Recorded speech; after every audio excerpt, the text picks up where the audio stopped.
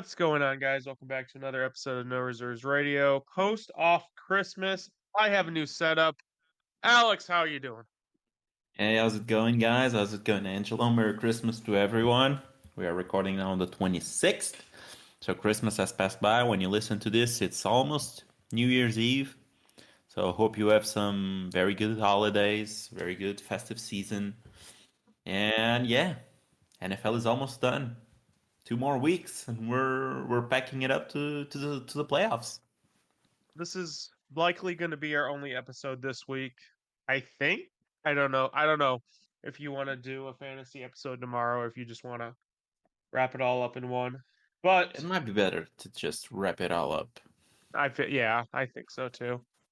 It's the But holidays as well. Like folks won't want to listen to us to the same of extent as they course, usually do. well, no time out. Of course, they'll want to listen to us. Now, sit But they down. left this one, which is much bigger and it's better for the travels.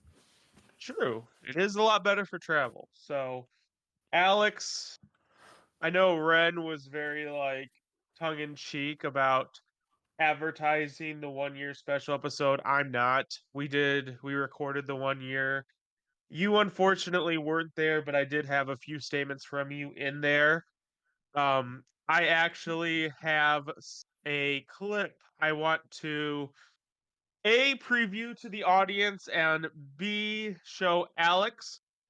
This is Okay. Austin talking about you, Alex, Go for in it. fantasy football. You ready? Go.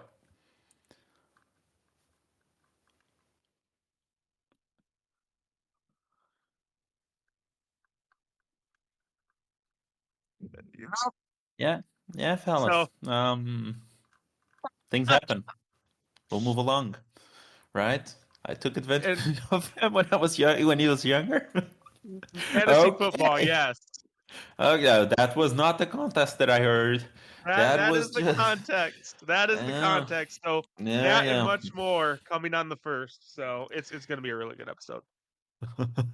Yeah, unfortunately, I couldn't make it. The cold got to me very strong that day, and the day after as well. I was pretty rough. Really couldn't do anything about it.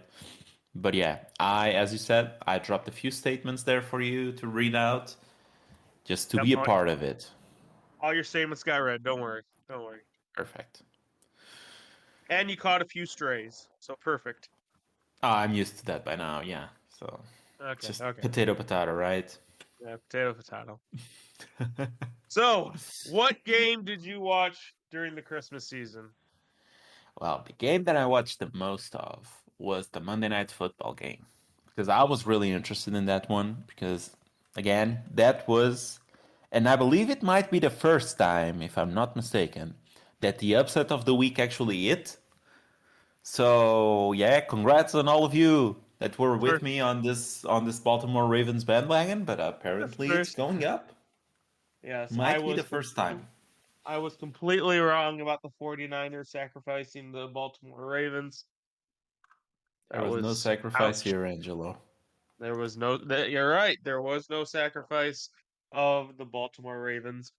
Honestly, this is probably the best Ravens team I've seen, which is kind of ironic because it's a year Joe Burrow went out. So, the game I watched was the Cleveland Browns and the Houston Texans, which was an absolute manhandling.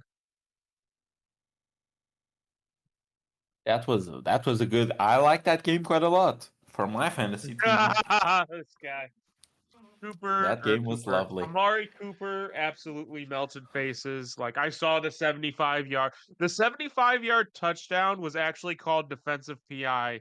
So he caught the ball through PI and still ran it to the end zone. They're just and when I saw that, I was like, "Oh, this is not going to be good for the Houston Texans," and it wasn't. I don't know. I don't remember the last time I saw someone drop 50 fantasy points in a given week like that. Jesus. And it's always the ones that you expect, isn't it? It's like everyone expected Amari Cooper of all people playing with Joe Flacco of all people to drop around 50 on their semifinals of the fantasy playoffs. Just great. someone said there's a world where, granted, it's not happening right now, but there is a world where in the first round we see Joe Flacco heading the Cleveland Browns in Baltimore and Matthew Stafford heading the LA Rams in Detroit. Yeah, that's gonna be a weird timeline, isn't it? And So like, that's not what would happen right now, but there is like a scenario where that happens, and if that happened like in the second round, that would be really weird. I'm not gonna lie. and let me ask you something, because I remember a few weeks ago when Flacco took, I believe it was the second start, or I guess it was the first start, because the first one he came in relief of Darian And Thompson Robinson, Robinson, yeah, yes, DTR, who got injured. So in his first start, you actually watched that. It was versus the Bengals, if I'm not mistaken. And yep, I remember you made a comment because we were playing that week, if I'm not mistaken, or it was the week prior to us playing. And I had a decision between a few quarterbacks, one of which was Joe Flacco. And I remember I was talking with this about this with you, and I believe it was even on the show. And when I mentioned Flacco, you said something along the lines of, "I don't have it in my bingo card, or I don't necessarily expect Flacco to come in and play good." So that was not on your bingo card. It it has was been now not on what, the two or bingo three card. weeks, 2 or 3 weeks, and you've watched at least one Cleveland Browns game. I think it was two with the Bengals game as well. Yeah. So, as your sentiments on Flacco changed, because what I've seen from him, he's been playing pretty well. So you don't get the Ohio broadcasting that I get. Okay. I don't know how to describe how the Ohio broadcaster talk about Joe Flacco. They talk about him as if he died, came back to life, and then started for the Cleveland Browns. That's how they talk about him. I mean, metaphorically, I mean, he was left for that. I mean, he after he moved on from Baltimore, I believe he got 1 year in which he was a starter, if I'm not mistaken. I don't even remember the The team, and then he Jets? went to the Was it the Jets? I I think the Jets was the year after or something like that, because the Jets were I'm looking last year, if I'm not mistaken, right? I'm looking up Joe Flacco right now. Hold on. We're gonna I see. think it was. He Pro Football played. Reference. We're gonna see. Game started. He started 8 games in Denver, 9 games. Well, that's Baltimore. Yeah, no, Yeah, it has to be it was Denver. He it started was eight Denver. games in Yeah, Denver. Yeah. it was Denver. Then he went to the Jets. Then I believe in when he went to the Jets in 2020, that was not the year in which he played. He was just a backup then, wasn't he? I He can played for the check Jets that. for 3 seasons. Okay, okay. So yeah, but he started for the Jets. It was last year, if I'm not mistaken, right? 2022. Yes, he started 4 games Yes, for the Jets. started 4 games. Yeah, exactly. So after that, I mean, he looked pretty rough, and he didn't even get a job until like the Browns came knocking. Now, maybe that was just the O-line. The O-line has been atrocious ever since Zach Wilson came in. The O-line has always been atrocious. So when Flacco was there, the O-line was bad. And now Flacco comes in and he's just throwing dimes, man. I mean, it's back to back to back. Hasn't it been like 3 straight games in which he has had over 300 yards passing? It sounds if It it's feels really like it. weird looking at. So he played 4 games for the Jets, and now he's played 4 games for the Browns. I mean, He yeah. had he had. I was thinking like, okay, maybe the Browns just gave him more of a leash and he's slinging more. He has more pass attempts for the Jets, Yeah. but he has double the touchdowns for the Browns. He has 300 more yards. He has more interceptions, obviously, but let's go to It's just sacks. What gunslinging it. sacks? He took 3 more sacks with the Jets. Yeah. So it's And just this doesn't show the pressure here, at least that I have. It doesn't show the pressure. And I'm guessing he was much more pressured with the Jets versus with the Browns. oh But I yeah, no mean, yeah.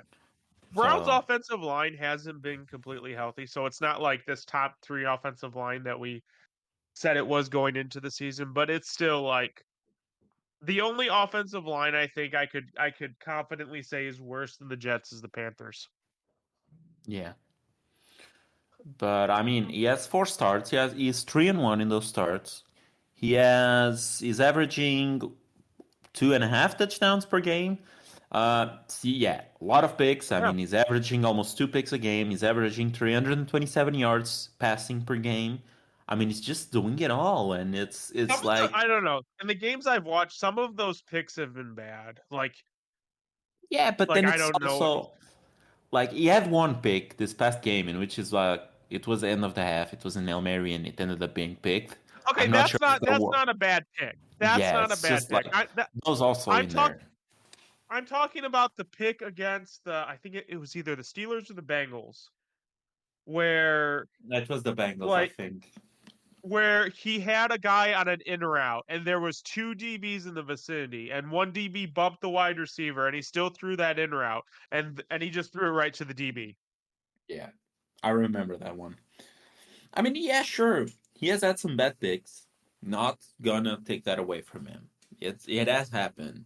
But I mean, he's playing well enough with the Browns. And like it's a team that doesn't even have a run game right now. Like they are Yeah, so struggling with Jerome Ford the and Kareem Browns Hunt. the Browns injuries have been ridiculous. And by the way, Sure. Kareem Hunt looks slow. He It looks looks really slow. it looks like a slugger out there. It's just like he's just pushing around. And they Yeah. have plenty of injuries on defense as well. Yep. I mean, he's just making do with what he has right now. And the team is playing I will well. say I hate the way Kevin Stefanski offensive coordinated the Vikings. The way he's working with what he has now is just masterful. I got to give him credit where it's due. Kevin Stefanski is doing a great job. Yeah. You really didn't like him. No, I hated him. I absolutely hated him. For fantasy football reasons, but you hated him. Yes. So, do you think this will last, the Joe Flacco, or do you think eventually the other shoe drops? What do you mean? Who else are the Browns going to get? No, I'm saying, do you think they can build on this and make a deep playoff run with Joe Flacco? Or do you think that the other shoe drops? So I don't think they can beat Baltimore. Okay. Right But now, if the but season ended after right now, they would face Jacksonville. Jacksonville, Yeah. is Trevor Lawrence healthy? He seems to have a bit of everything right now. So no, not no. I They're probably wouldn't winning. say, yeah. I wouldn't say that's the right word to describe him. Honestly, that now that I'm thinking about it, I think it's a give and take thing. The Browns are obviously flawed in the offensive perspective. Their offensive line is banged up. A lot of their weapons are banged up. Their quarterback is banged up. Joe Flacco seems to throw. It's kind of like I hate to use this comparison because I think there are multiple tiers between these two quarterbacks, but Joe Flacco kind of has the same issues that I have with Josh Allen, where the pick's probably going to happen. The thing is, the Browns defense is a top defense in the league. So you need a team that is going to take advantage of the turnovers when they eventually happen against that top defense. I think Baltimore, I think there's a case for Kansas City, even though they don't look good, and we can go over that. They do not look good right now. They have a lot of struggles, but I'm never going to discount a Patrick Mahomes team in the playoffs. Although, I think if. Go ahead, you sorry. want to know the most interesting game or yeah, second round matchup where I don't know who I would pick. The Browns versus Miami. I Yeah. have no idea how that game goes. I could see it going both ways. Yeah, I agree. It is a tough game because Miami has shown the ability to put up massive yardage and massive numbers in terms of scoring, Yes. but they seem to struggle a lot when something just isn't perfect. When Tua gets pressured, when an O-line piece is missing, when an offensive player is missing, they just get out They of sync struggle. and it goes bad. Yeah, they struggle against teams with good defenses Yes. And because good their pressure, defense, especially. yeah, and because their defense usually, I don't think their defense is a playoff defense. I'm sorry. It has some nice pieces, but it can crumble so fast. Yeah. And it's a team that doesn't really handle adversity too well. It strikes me as the team, for example, KC, when they faced San Francisco in the Super Bowl a couple of years ago, they faced Yeah. a lot of adversity in Oh, that game. They were down massively and they pulled through. yes, they were. I think that That whole run, currently, the whole run. I'm yes, pretty sure they had three 14-point comebacks in that run. yeah, that was the run in which they were down for massively versus the Watson-led Houston Texans as well. And they come back for that. I think Miami's offense is probably much more explosive than that Kansas City Chiefs offense. But I don't think they will get out of those holes because mentally they aren't as resilient, I think. That's fair. So, yeah, when things don't click right away, it I think gets our ugly. playoff predictions are going to be very interesting when it comes Yeah, to that. for sure. Our Super Bowl prediction from last week maybe might suffer some changes. We'll tune on that after the No, predictions. no, After all no, of that. no, No? no, Okay. no, no. But yeah, I think I think Cleveland has a sneaky chance here to do something funny. Like I don't think I would pick them in most slots, but it's they are much alike, and I guess we'll transition to that game. They are much alike the Rams in that sense, in which it's like it's not necessarily a team that you would be super high on because it's a backup QB with almost 40 years old and a team full of injuries. But it's The not a team Rams. that you want to Wait, face. Yeah, but what? it's not a team Stafford? that I thought Stafford no, was no. there the last game. No, I'm saying like this is for the Browns. I'm saying for the Browns, they have a backup Oh QB, yeah, yeah, they have yeah, all yeah, of yeah, that, yeah, yeah. but Okay, okay, it's okay. not a team that you want to face first round of the playoffs, much alike the Rams. It's not a team that you want to face in the first round of the playoffs That's because fair. they are not super well like the team isn't super well versed. Like the O line isn't great, the defensive line is young, the linebackers are young, the DBs are young as well. And but then it's like when things click, like if you tell me right now Dallas faces the Rams round one of the playoffs for some weird reason, because it's not scheduled to happen right now. But if that happens, like I would bet my house on the Rams because I think the Rams All right, would all right, run over the Cowboys. all right. Here's a thought experiment. I'm going to give Bill Belichick his flowers, but I'm also going to take him out of this. Bill Belichick is a great coach. We're taking him out of this conversation. Who's your top three coaches without Bill Belichick right now? Right now, like not historically, just this season. This season. Okay. I would say Shanahan. I would No. say Harbaugh. And I would say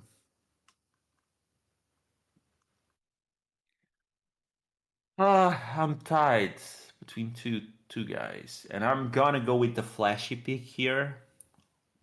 And I'm gonna say McDaniels.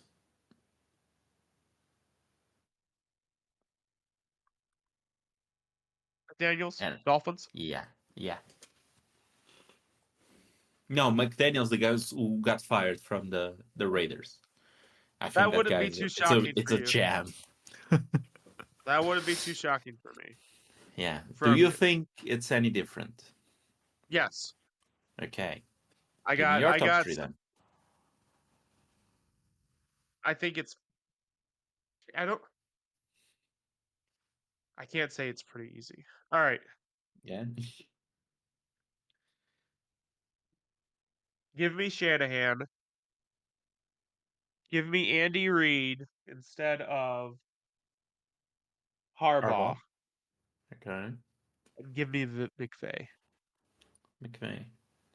Okay. McVay's. I don't think I would put any Reid here this year. Like historically is I guess that's probably fair. That's yeah. fair. That's But fair. And I said this year.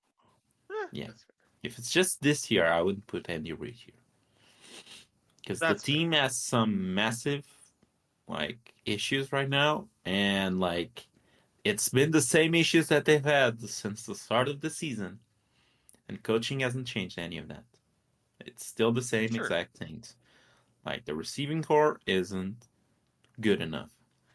And when it's not good enough, Mahomes doesn't have the confidence that he usually has with his wide receivers.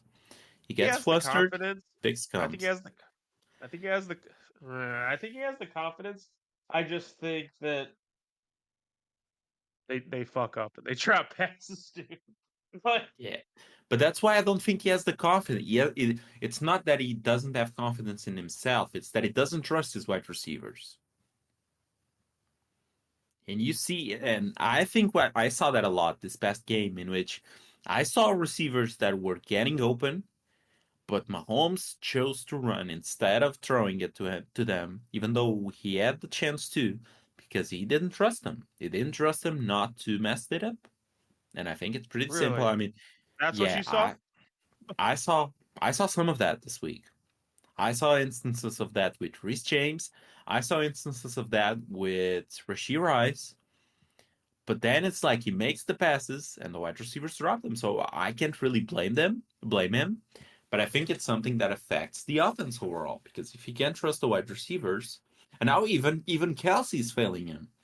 Now Kelsey's dropping balls that he usually doesn't drop.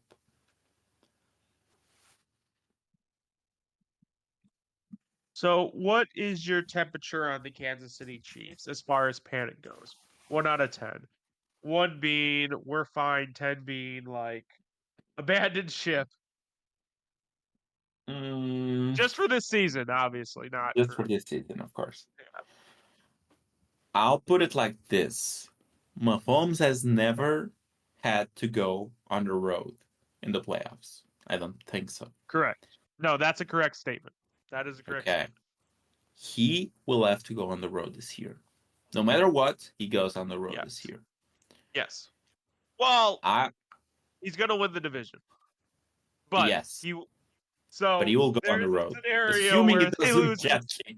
Yeah, which would put the level of concern at a 10, of course. But I yeah, think the concern level is at a 6.5 right now. I think it's 6.5. Okay. Yeah, leaning to to a 7 right now because I think this team has no shot of winning a game in either Miami, in either Baltimore, or if for some weird reason, if they have to go to Buffalo, I think Buffalo finally cleans them, takes them to the cleaners and ends it. Because You want to know I don't something? think, yeah, I think Buffalo's the matchup they want in the second round. I mean, that would probably mean they are going to stay at home. They are going to stay at Kansas City, Yep. unless Buffalo manages to win the last two games and and Miami drops one. That would mean the game is in Kansas City. I think even in Kansas City, Buffalo would end it. I don't. I don't. I think Buffalo right now, even though they had a pretty iffy game versus these Chargers, and I'll give them a pass on the Chargers for not blowing them up because it's the new This coach guy. effect, right? No, The new it's a real coach. thing. It's a real thing. Like you saw players quit on Staley last week, the week prior, when they got completely destroyed by the By the Raiders. Raiders, by the Yes, And this week you saw those same players play their ass off for that interim head coach. And it's like it's a motivational thing. It's like the team was done with Staley. They have nothing for that coach anymore. It was done. Constant like deflecting deflating the blame or deflecting the blame to other units, to the offense, to that position, to that specific position, all of that. They were done with that. He was out of the door, and they play their butts off for the new interim head coach. And I think whichever team they faced, they would do better than the Las Vegas game. And versus Buffalo, they show that, and Buffalo still won that game, even though it wasn't a massive blowout, as some expected. I think the current Buffalo Bills would beat any team on the board in the AFC, bar the Baltimore Ravens. Really? I think so. All right. Call me crazy. Yes. I think if Baltimore gets the 1 seed, Baltimore is not winning the playoff game.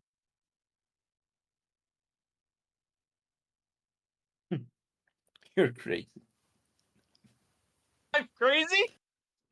You asked for it. You said, call me crazy. Here I am calling you crazy, man. I think that I don't think there's a chance that happens. I You think don't think Buffalo so? wins at least 2 games. Baltimore, you mean? No, I'm saying. Oh, wait, you said Baltimore doesn't win a If game? if Baltimore gets the 1 seed, Baltimore doesn't win a game this playoffs. Oh, then you're even more crazy. I understood the Buffalo Bills. In my mind, you said the Buffalo Bills, and I'm like, yeah, if Buffalo. Okay, I understand. You've been hating on Buffalo all year. I understand that. You're telling me that if Baltimore gets, I don't know, one of the maybe I don't know, the Colts, the Brown. I think they beat any of these guys. I think they beat the brakes out of Jacksonville, for No, example. time If out, time Jacksonville out, gets time in out, there, time out. Does the 1 seed not get a bye? they get a bye, so they would So face. they would It face the depends. winner of that game. They wouldn't face a Uh, Jacksonville, a Baltimore. Exactly. I mean, then it's like, do you? I think they would beat Jacksonville. So it's impossible for them to face KC Are or you Miami projecting in the second Jacksonville to round. win a playoff game? No. I'm saying it's impossible for them to face the second or the third seed in the second round. I think. Yeah, I think Yes, that's yes, that is yeah. impossible. Okay. You're right. Okay, so then it's like Jacksonville. I think Jacksonville would get destroyed. Cleveland. I'm pretty sure Cleveland would get No, destroyed because of what you I said. The don't think picks. Cleveland would get. I think that'd be a better game than you think it would be. Maybe it's a better game than I would give them credit for, but I I think they the might win that Baltimore game. think the Browns Dude, these defense is just a bit better than the Ravens defense, but the Ravens offense will be more clean. I think Lamar is playing some of his best football right now, and I I can't disagree with think that. yeah, and I think that they're just a tad bit less mistake prone than the Cleveland Browns.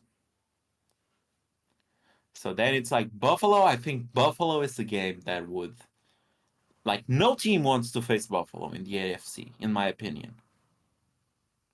And I then agree it's with like that. the Colts, it's like whatever. The Texans, it's whatever.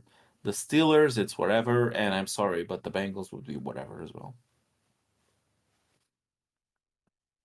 I think they win all I'm of those telling you. games by double digits. I'm telling you. These predictions are going to be great. They are for sure. And now that we're talking about Baltimore and Lamar, the futures market took a big swing with the San Francisco game, and we talked about this. We said that this would probably be the game that decided the MVP race. And prior to Monday Night Football, Brock Purdy was minus 250 to win the MVP. Lamar was plus 450 to win the Yep. MVP. Currently, Lamar is minus 200 to win the MVP, and Brock Purdy is plus 2,000 to win the MVP. Plus 2,000. 2,000. Wow. Yeah, McCaffrey is actually the second player in the MVP race. He has the plus 450 odds. He Not went from Tyreek. not Tyreek. Tyreek is not even in the top 6, I believe. Yeah, Interesting. yeah. Tyreek, because I don't think right now that there's a feasible chance that he breaks the record Yeah. because Yeah. he had under 100 yards versus the Cowboys. Yeah. Yeah, he had 99 yards on the dot versus the Cowboys, which means he currently has 1,641 yards. And with 2 games left, that would be almost 200 yards per game to get the record. It seems impossible, especially because they faced the Bills the last game of the season. But yeah, big swings there. Coach of the year, I'm not sure it took a big swing, but it still feels like Harbaugh is undervalued quite a bit.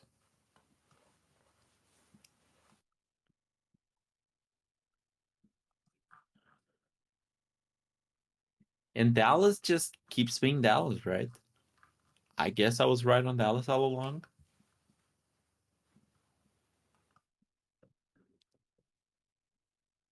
Dallas, say that again. Sorry. No, Dallas just keeps being Dallas, right? That's like they Okay. whenever they Okay. Okay. Okay. Okay. Okay. Okay. Okay.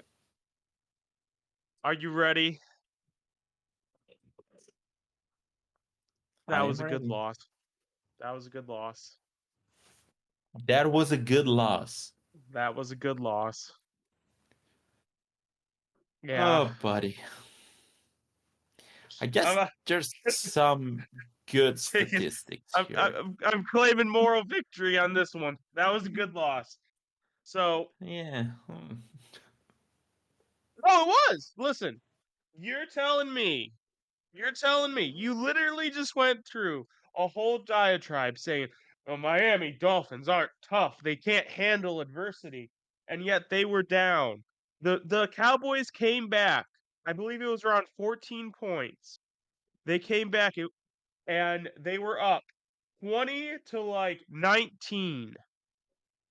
And the Miami Dolphins had a huge last drive to win the game on a final field goal.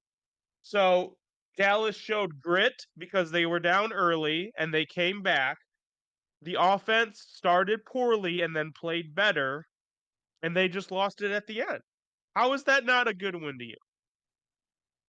And how does that show that Miami has at least some grit in the face of a good defense in the Dallas Cowboys? How is that not good for both teams? It showed something on Miami. I agree with you, but everything that it showed me for Dallas, it's that they still can't win a game versus good teams. Like at least more than They they were going to win won. that game against a good team. Yeah, but they lost it. It's like there's a saying in Portugal that came from a soccer head coach when they were talking about hypotheticals in the media. And the coach came with this and said, if my grandma had wheels, she would be a truck. So yeah, if my grandma had wheels, she would be a truck. If Dallas would have won that game, it would have shown me something, but Dallas didn't win it. Dallas lost it in the end because they allowed the field goal late. They couldn't stop Miami's offense late. Miami just Not very many people can stop Miami's offense, though.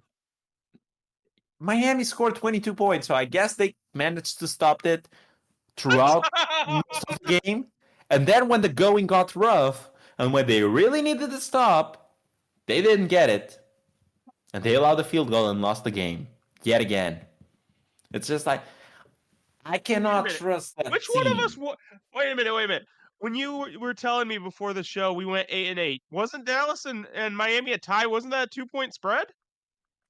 No, it was 1.5. If I'm not mistaken. It's what? 1.5. Oh, So you lost that one. I'm sorry. By half a point. By half a point. Oh, I could have swore it was 2. Now, you also lost Tennessee by half a point.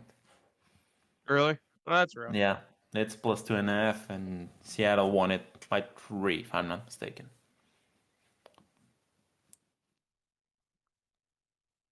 Yeah, I'm sorry, man. I still can't give the flowers to the Dallas Cowboys. Still can't give the flowers to the Dallas Cowboys. I think this team. Oh, see, you said that the Ravens, if they finished first in the AFC, they wouldn't win a playoff game. I'll tell you what. that. When Dallas makes the playoffs, whichever team they plays. Yeah, because they are 2 games ahead of the second seed. I think they have already locked the playoffs as well. Yeah, they clinched the playoffs, so they are in the playoffs. When the playoffs start, Dallas' first game, they will lose it. No matter who they face, they will lose that game. No matter who they face, they will lose that game. Yeah. And right now it's scheduled to be the Tampa Bay Buccaneers, and they will lose that game. They will lose that game. Because you can't trust Dallas. Because you can't trust Dallas. So what if I pick Dallas to win that first game? Then you are insane, my friend. You are insane. Then I am insane, huh? For sure. I think we're gonna have some interesting playoff predictions right here. 2 more weeks until that happens. Stay tuned, fellas. Stay tuned. Stay tuned. So, what more games did you watch during the holidays? Miami, or not Miami. The Philly and Giants game. I got blurbs of that. I was at the dinner table while Dallas and Miami was going on, so I didn't actually see it, but I got notifications of scores happen as they were coming back. Oh, I watched obviously the Browns Texans. I refused to admit that I watched the Steelers Bengals, so I didn't watch that. Oh, okay. I had no way watched that game. I see you. I mean, who would want to watch Mitch Trubisky play some sort of? Oh no, it was actually Mason Rudolph. Playing some sort of okay football versus their defense. I mean, no, I didn't. Stop it! No, you need to stop this. I'm gonna die on this damn hill. No. You said Mason Rudolph didn't play good. We gave him short fields, and he fucking converted 30-yard fields. Stop this. Stop hey, Angelo. What? You didn't watch that game, though. Oh, okay, fair. I didn't watch the game. I didn't watch the game. You're right. I didn't watch the game. Yeah. My bad. Just keep it up. Keep it up. Yeah. I mean, the story of the game was you guys had 3 red zone drives. Did you get the notification today Mason Rudolph is starting week 17 for the Steelers? Oh, he is? I didn't get it. Yeah. Mike Tomlin just had a press conference this morning and confirmed it. So, Mason, if you would please address your Christmas present to the Cincinnati Bengals, or even if you want to give it to me, I'm fine with it. Just give it a nice note. I'd appreciate cash considerations for the extra money that you're going to get for starting multiple games. Oh, but you know what? There's a few interesting efficiency metrics here. For example, the Steelers had 2 red zone drives. You guys had 3. The Steelers scored 2 touchdowns. You guys scored none. EPA per play. The Steelers had a 0.66 EPA per play in 3rd and 4th downs. You guys had a minus 0.42. Success rate, 3rd and 4th down, 57.1% for the Steelers, 41.2% for you guys. So it seems like the downs that it mattered the most to continue drives. The Steelers did well. You guys did absolutely atrocious. Yeah, yeah. Was it the first game that Jake Browning actually looked like he might not be it? No. Well, yes, but no. Okay. You Because he think it turned was it just a fluke? around. He just Okay. turned it around way too late. He just because if I'm not mistaken, he still finished with like 250 yards. And a touchdown, I think, if I'm not mistaken. No, 300. Oh yeah, 335 yards and a touchdown he finished with. Yeah. So we're still You, letting him go out there and do his thing, but yeah, you guys are still in the hunt for the playoffs, though. I know, isn't that sad? Not only are we in the hunt, we're like a game out of like the last seed. Like we have the same record as the last seed. So the You do. difference is literally one game going our way. It's a four-way tide. Yep. It's like you're behind Pittsburgh because they have a better head-to-head win percentage. They just beat us. That's why Yeah, we're behind Pittsburgh. yeah. And they I think Houston is ahead of both of you guys because they have a better head-to-head percentage versus Pittsburgh. And then it's like the Colts have something similar as well. So it's those four. You know what's the most pathetic thing here in the AFC? It's that the And Las all those Vegas teams are Raiders. starting a backup quarterback. Yes, No, no, all no, the no, no. teams. They It's the are. Las Vegas Raiders at 7-8 with an interim head coach in Antonio and is it Antonio Pierce? I always forget his first name, but I think it's Antonio. It is Antonio, Antonio by the way. Pierce, yeah.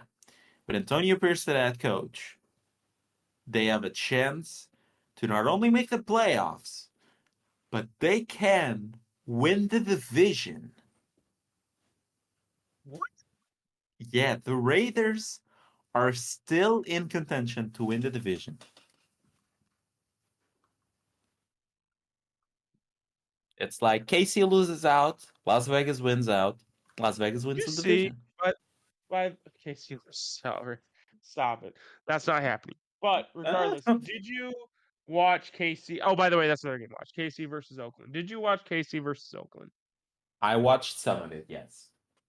Did you watch the post game interview with Antonio No. Pierce? I saw it on Reddit, but I didn't open it. But I was listening that he was being pretty pumped up about his guys, right? He was pumping up the Well, team, right? well, yes, but he was also asked questions about like the team and his future, and the guy just seems really, really passionate about the Oakland Raiders, like organization as a whole, Las and Vegas. or Las Vegas. Sorry, I'm used to it being Oakland. Anyway, Las Vegas Raiders as a whole, and wanting so badly to get that head coaching job and have this team be successful.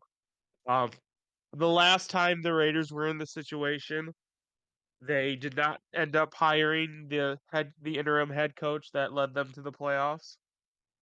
Instead, they hired Josh McDaniels. That's actually how that happened. Yes. Um, I hope they give this guy a chance. And I think, and honestly, if they don't, that's just so Raiders. From everything that I've heard so far regarding the Raiders, regarding their owner, Mark Davis. it's Mark Davis. It seems like Mark Davis really likes Antonio Pierce. And I've heard it plenty of times. I've read it plenty of times from beat reporters and from guys who usually have ties with the Raiders that this is Antonio Pierce's audition to win the job, and he's doing well. So He it beat the doesn't. Chiefs, dude. Yeah, he beat the, and it's not just beating the Chiefs.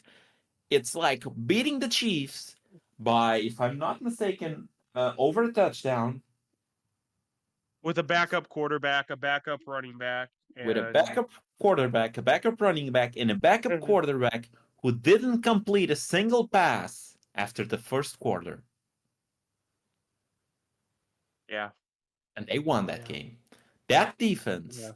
went from very bad to being an absolutely dominant force with Antonio Pierce. Sorry, no offense, but no shit. Like honestly, what Josh McDaniels did with that defense is nothing short of a minor miracle. How do you have? You know what? It's the same thing with the goddamn Chargers. How do you have an elite pass rusher like Max Crosby or like Joey Bosa or Khalil Mack, and you cannot find a way to stop someone when you got someone who's in the quarterback's face half the time? It's impressive. It's impressive being that bad when you have someone like that. Yeah. Something that the commentator team mentioned during the game that has been noticeable with the change from McDaniels to Antonio Pierce. It's that Antonio Pierce is really letting his guys playing to their Straights.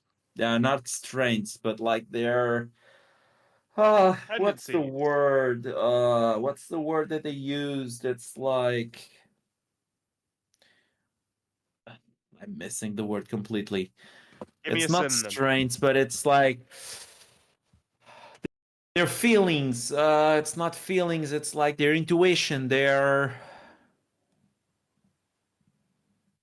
To their when they think something is coming, play to it. Like don't try and sit back on it. instincts. Instincts, exactly. Instincts. It's like I was like, yeah, it's that thing that Spider-Man has, Spider instinct. Spider instincts. Yeah. Yeah, okay. Spidey sense is tingling. Spider sense is tingling, exactly. So yeah, him allowing them to play to their instincts, and you've seen that a lot with especially the guy that they got from New England, Jack Jones, who got the pick six versus the Chargers. Like read the play, knew that that was coming from watching tape. They saw when Eckler did the move, the ball was going there, and Jack Jones saw that happening, and he just played to his instincts, got the ball straight away, didn't care about like a breakaway coverage, didn't care about any of that. Made the play on the ball, got the pick six. Same thing happened with the Chiefs and Mahomes. Mahomes was locking down on Watson, if I'm not mistaken. Justin Watson threw the ball. Jack Jones saw that on tape, played on it, played on his instincts, got the pick six. I mean, that's just something that is happening with Antonio Pierce, and Antonio Pierce is coaching the hell out of this team, and he should be the head coach for next year. I know that the offense is playing really bad, like They the have passing nothing. offense, but they have nothing. Yeah, you're They correct. have Devonte Adams and Josh Jacobs, and that's it. And That's pretty Jacoby much all. Myers. Jacoby Myers. Yeah, Let's Jacoby not. Myers. That's true. That's true. Jacoby I like Myers has that. been playing pretty well. But yeah, and Josh Jacobs But has been hurt. the person getting Jacoby Myers and Devonte Adams the ball is Aiden O'Connell. Let's Yes. just call a spade a spade. Yes. And Aidan O'Connell, although I like them from college and I like them playing in the preseason, he has Not him. not been that guy yet. But yeah, I mean they are 7-8. Not only are they still in contention for the division, but they are roughly a game and a half behind from the playoffs as a wild card team. I mean, this was a team that was left for dead, and they are now winning games. So props to Antonio Pearson, these guys. Do you think there is a snowball's chance in hell that Josh McDaniels gets another head coaching spot again? After the debacle in Denver, after the almost debacle, I guess, because they pulled out late in the No, process that's a with the debacle Colts. in Las Vegas. Oh, No, but okay, I'm almost. saying in Okay, the all right. Colts. Yeah, when Okay, they hired, I think was when they him, hired Reich, Reach. Frank Reich, yeah, but they Yeah, hired him right. first. Yeah, they hired him first, and then he pulled out. And then the whole debacle. That's not an almost debacle. That's a full on debacle at the Las Vegas. Yeah, I think it would be rough for him to get another opportunity. Now, Tinfoil do hat theory. yeah, The reason he hasn't, because he doesn't have a job right now, correct? right. Okay, he's not. He's getting paid still. He's fine. He's getting paid still. The reason he hasn't come back to New England is because Bill Belichick is not going to be in New England next year. I Tinfoil agree. hat. So you Yeah. think he goes with wherever Bill goes next? I think, yeah, I think Josh McDaniels is going to be a Charger next year. Because Quote me now. you're still thinking Bill Belichick goes to the Chargers. Yep, that's yep. I still can't see it happening, to be honest. I still can't. But it's like I'm looking at the teams who might have a head coaching position available. And it's hard for me to say go somewhere else outside of the Washington Commanders. Stop this. Stop Hmm, this lunacy. I'm not so sure that isn't a more realistic spot for him to go. Because you have a new ownership who wants to You're splurge money, crazy. wants to get butts in seats. That would probably be the best coach in Washington Commanders history. Not even probably. That's pretty straightforward. And like he gets a top Okay. right now. I believe it's a top 3 pick. Is a top 4 pick, something along the lines of a top 5 pick. He gets a top 5 pick. He gets some pieces on defense to work with. I'm not so sure the ownership wouldn't splurge a whole lot of money to get Bill Belichick in, and I'm not so So sure Spanos would do we the same. we haven't talked about dynasty, so I'm gonna give you a little dynasty tidbit. So let's say I think you and I are both on the page that Bill Belichick is not going to be head coach in New England in Yes. 2024. Okay. Yes.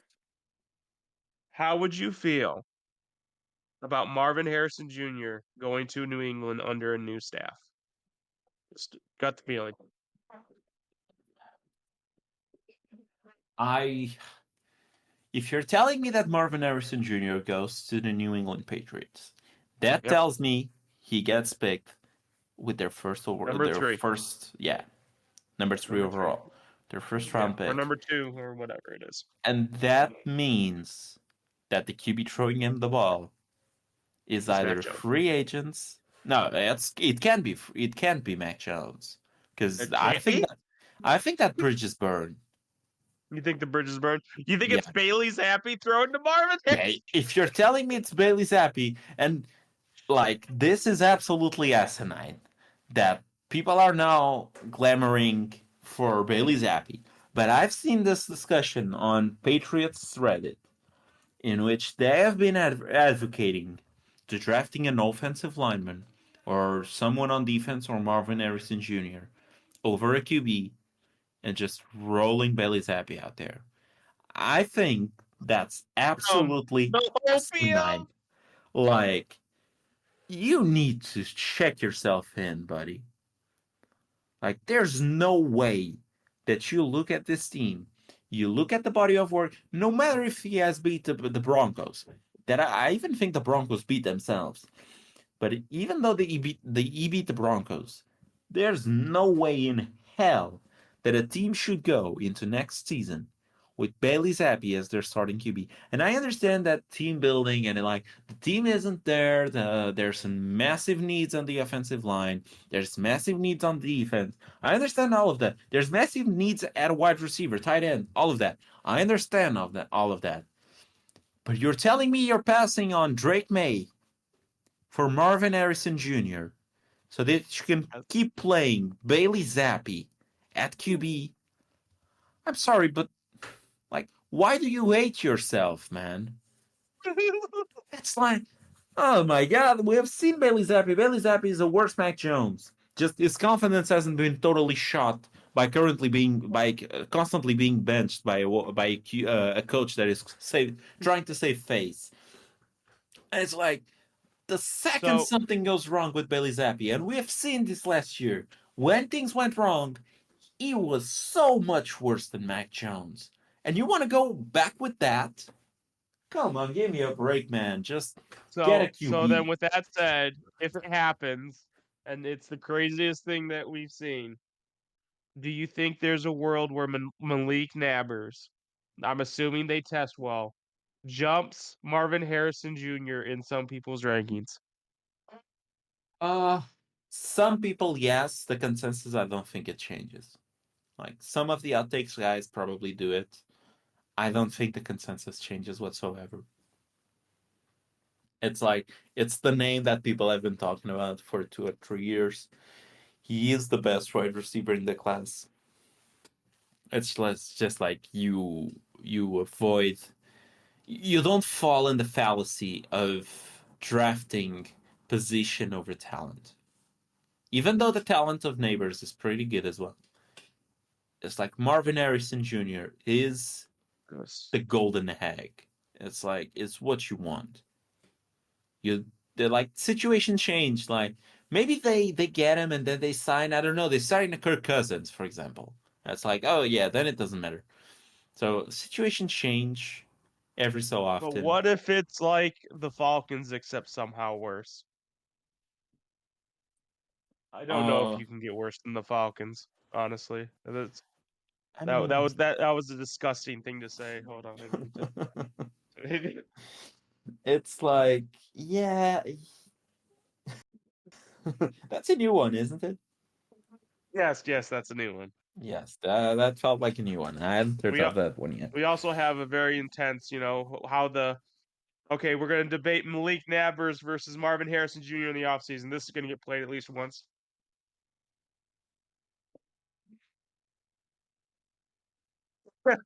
With hopefully with an advertisement first of saying to lower your volume.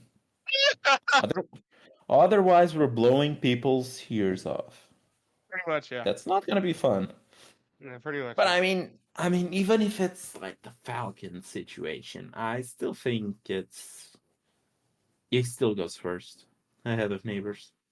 I don't know. Maybe I've only had Kyle Pitts for like half a season, and it feels like 85 years.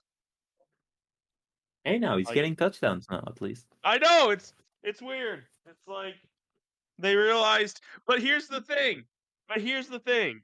He's getting like 4 targets a game.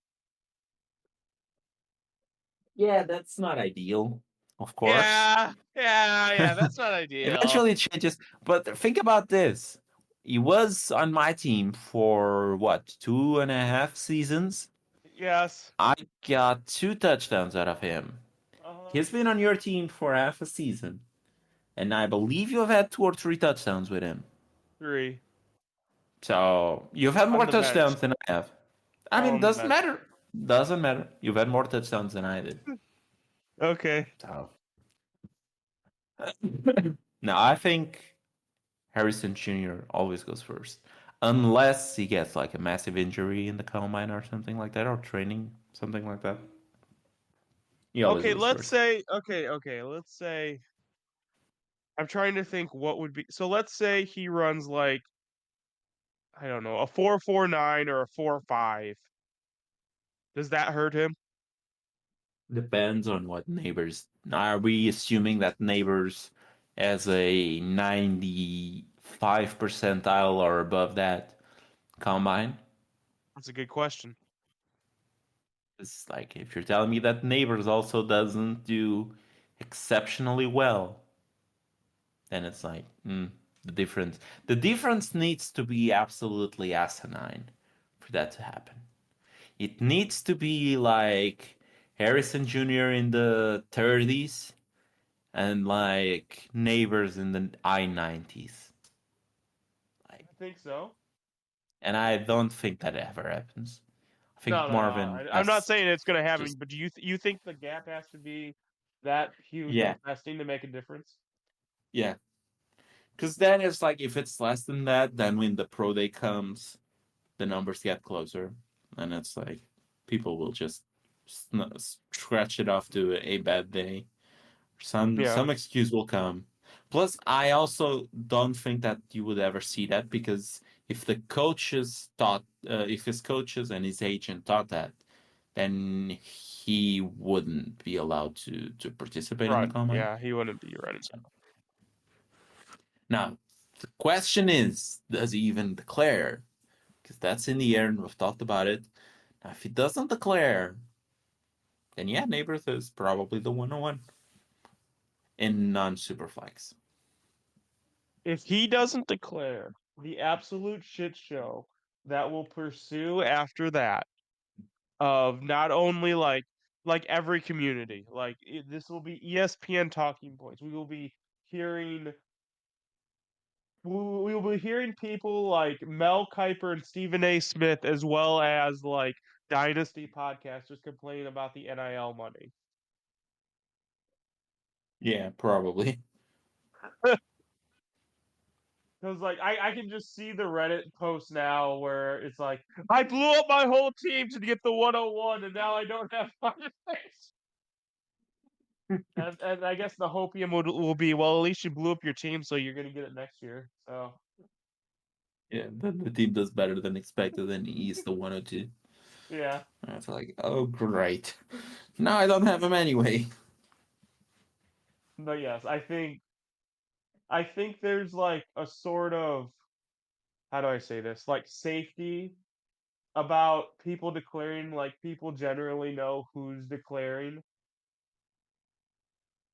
just based on like draft capital and where you project them to go.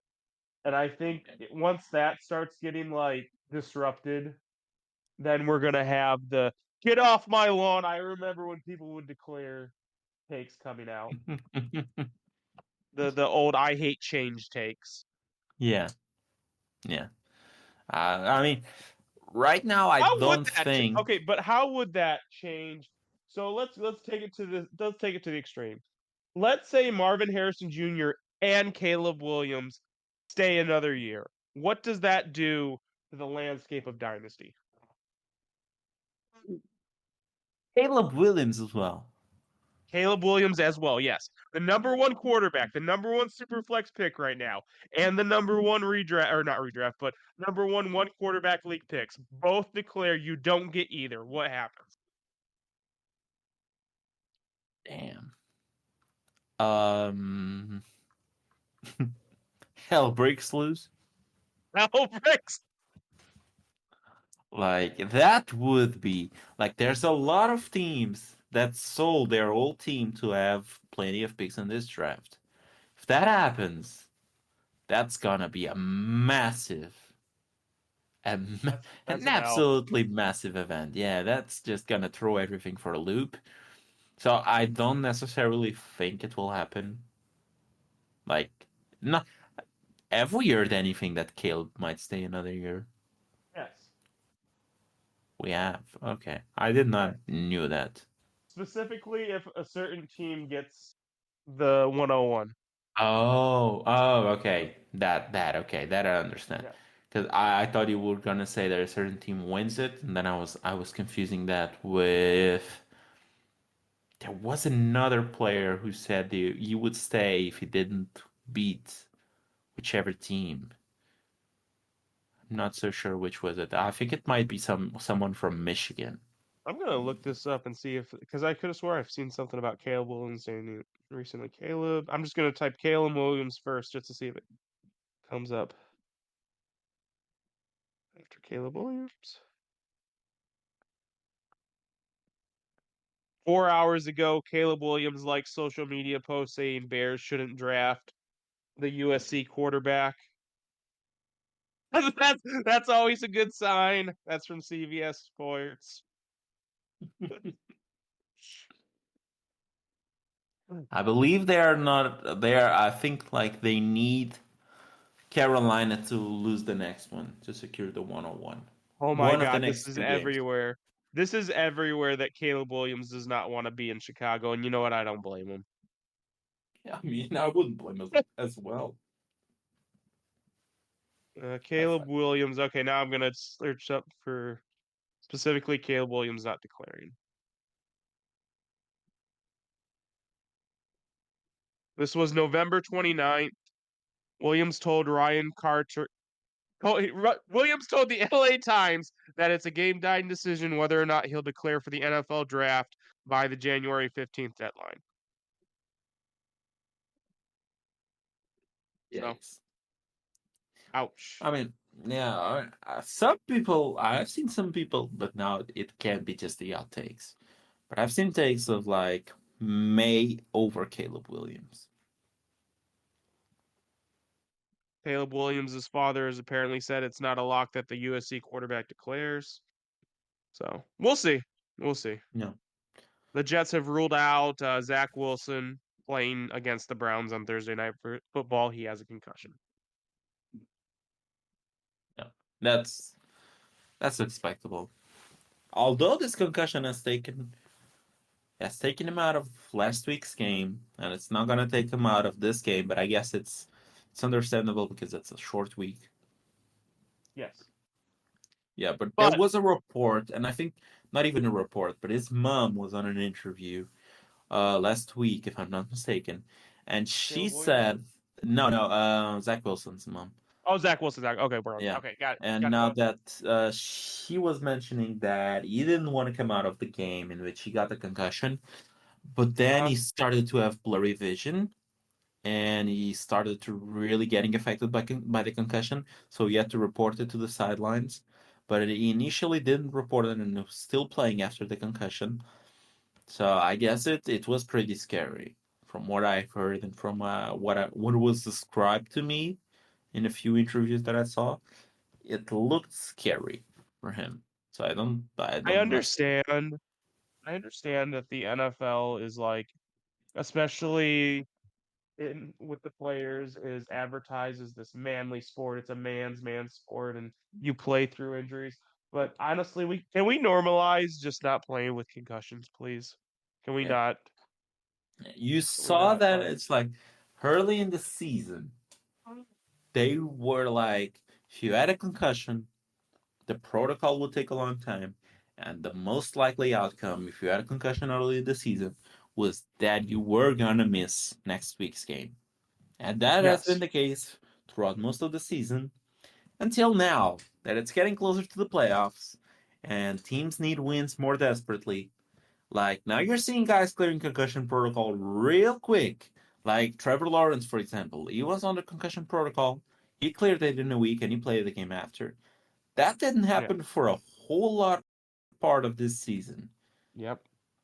It leads me to wonder what changed in that process that now players are being able to play the week after, especially in teams that have desperate needs to make the playoffs. Now, that didn't happen with Stroud, for example. He missed 2 games, 2 straight games with a concussion. But other teams like the Jacksonville Jaguars and Trevor Lawrence, Trevor cleared it.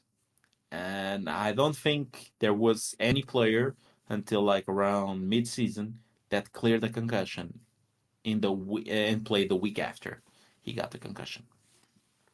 Just some interesting things here. Things happen in the There's been a NFL. few interesting things with the NFL, Yeah, yeah. especially them saving those flexes until we're here. By the way, we're here. Final 2 weeks. They're gonna start. We're gonna see some flexes. Yeah, now the flexes get used. Now it's Yeah. time for networks to use it, yeah. Yep.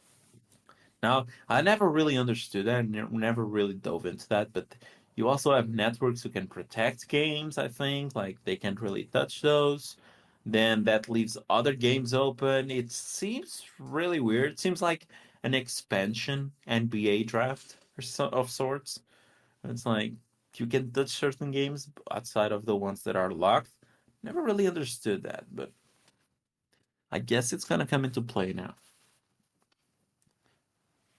Do you think that next year we have, because I'm conflicted how I feel about the German games and the London games. Do you think next year we could potentially have a schedule where there is like a very, very early game every week? I wouldn't hate it for me here in Europe. But I think it would take too much from the teams, so I don't really think it happens. But you're getting a Brazil game, if I'm not mistaken. Really? Yeah, you're getting a Brazil game. Let's go. NFL goes to Brazil as early as next year, I believe.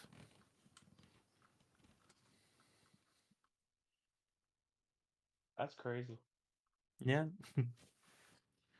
So I get that the NFL is trying to get into the international market. I struggle to think of very many players I would deem as international, Jordan Mailata. I just fucked up his name completely. The Eagles tackle is one of Yeah, them, but my laptop. yeah, I struggle to think of any more other than him that are like obviously international. There's a few players I remember because of the flag when they used to. There's a week or two in which they use the flags on the helmet, and it shows like which country they're from. And I know there were quite a few that were from countries in Africa, but I really struggled to like put my finger on which country they were.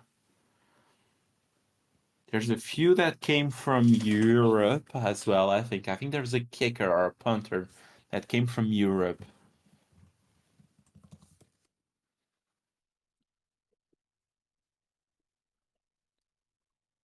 I guess we So, can make a quick search. regardless, I think the NFL needs to be better at advertising their international players and who they are.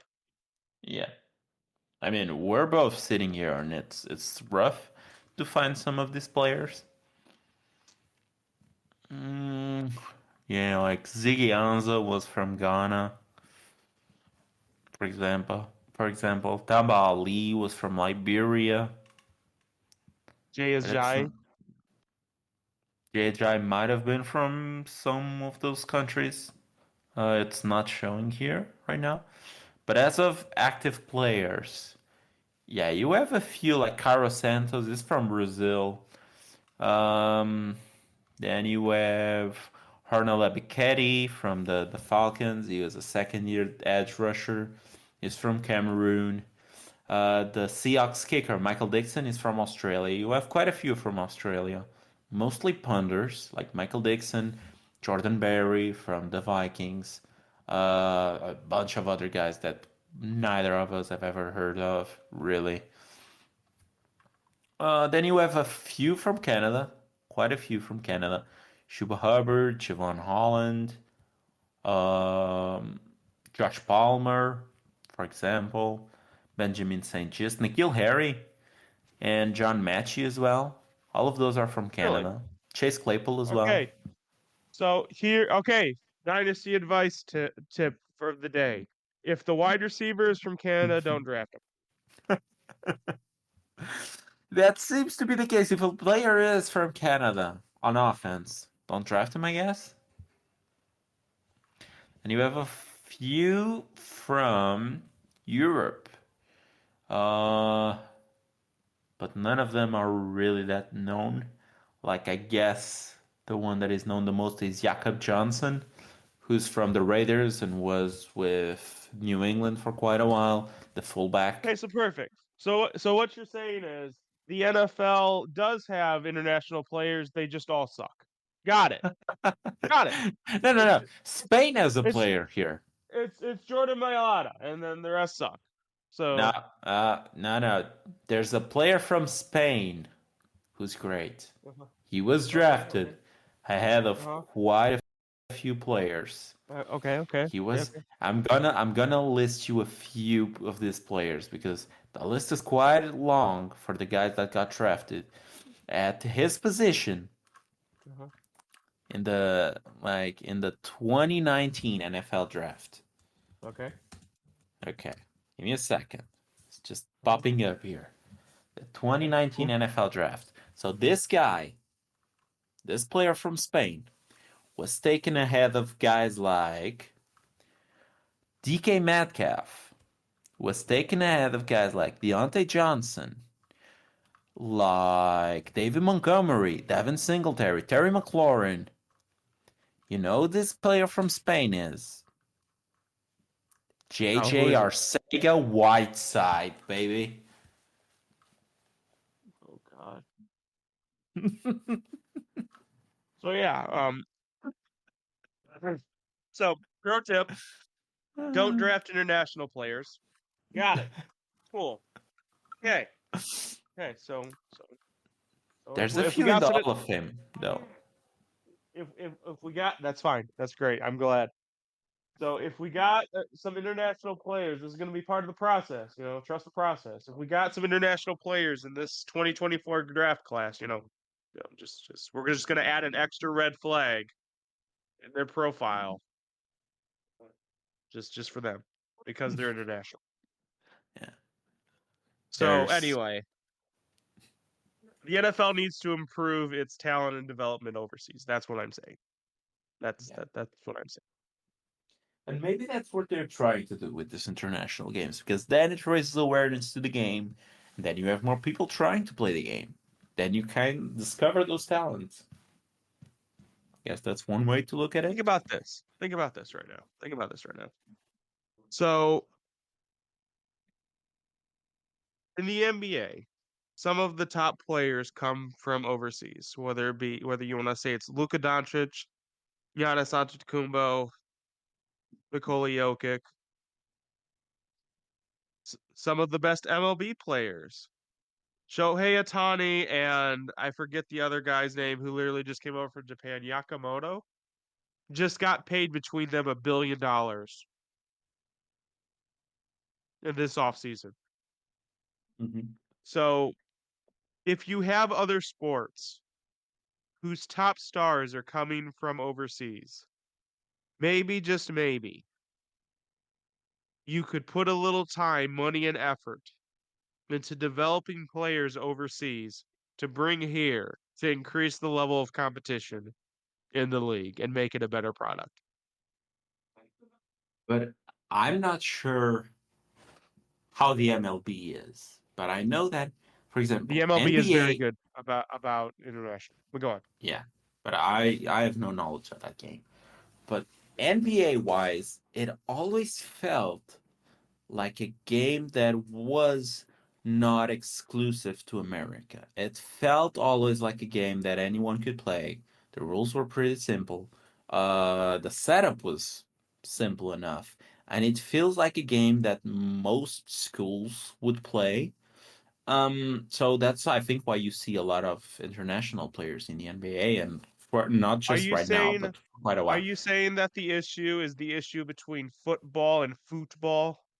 Now the issue is that I'm not sure how the NBA is addressed there, or how the MLB is addressed there, but NFL is America's game. So You see, over there, the NFL is America's game.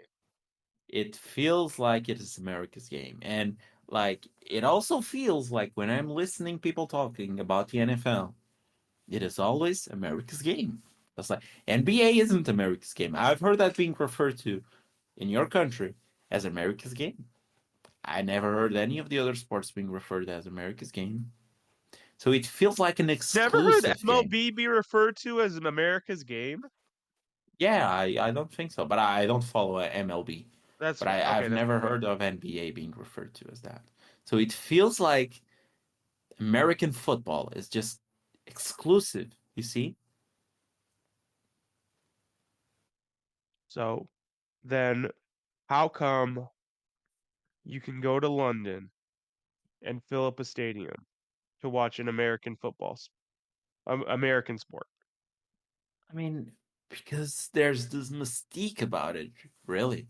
It's like it is the Super Bowl. It's the game that is played in the Super Bowl. Like if you go in there, and as most of those regular folks who usually go in there to support Tottenham Hotspurs or go in there to support an Arsenal, something or some other Prem League, Prem team, like the usual guy in that building has absolutely no clue how that game is played, how NFL is played, how American football is played.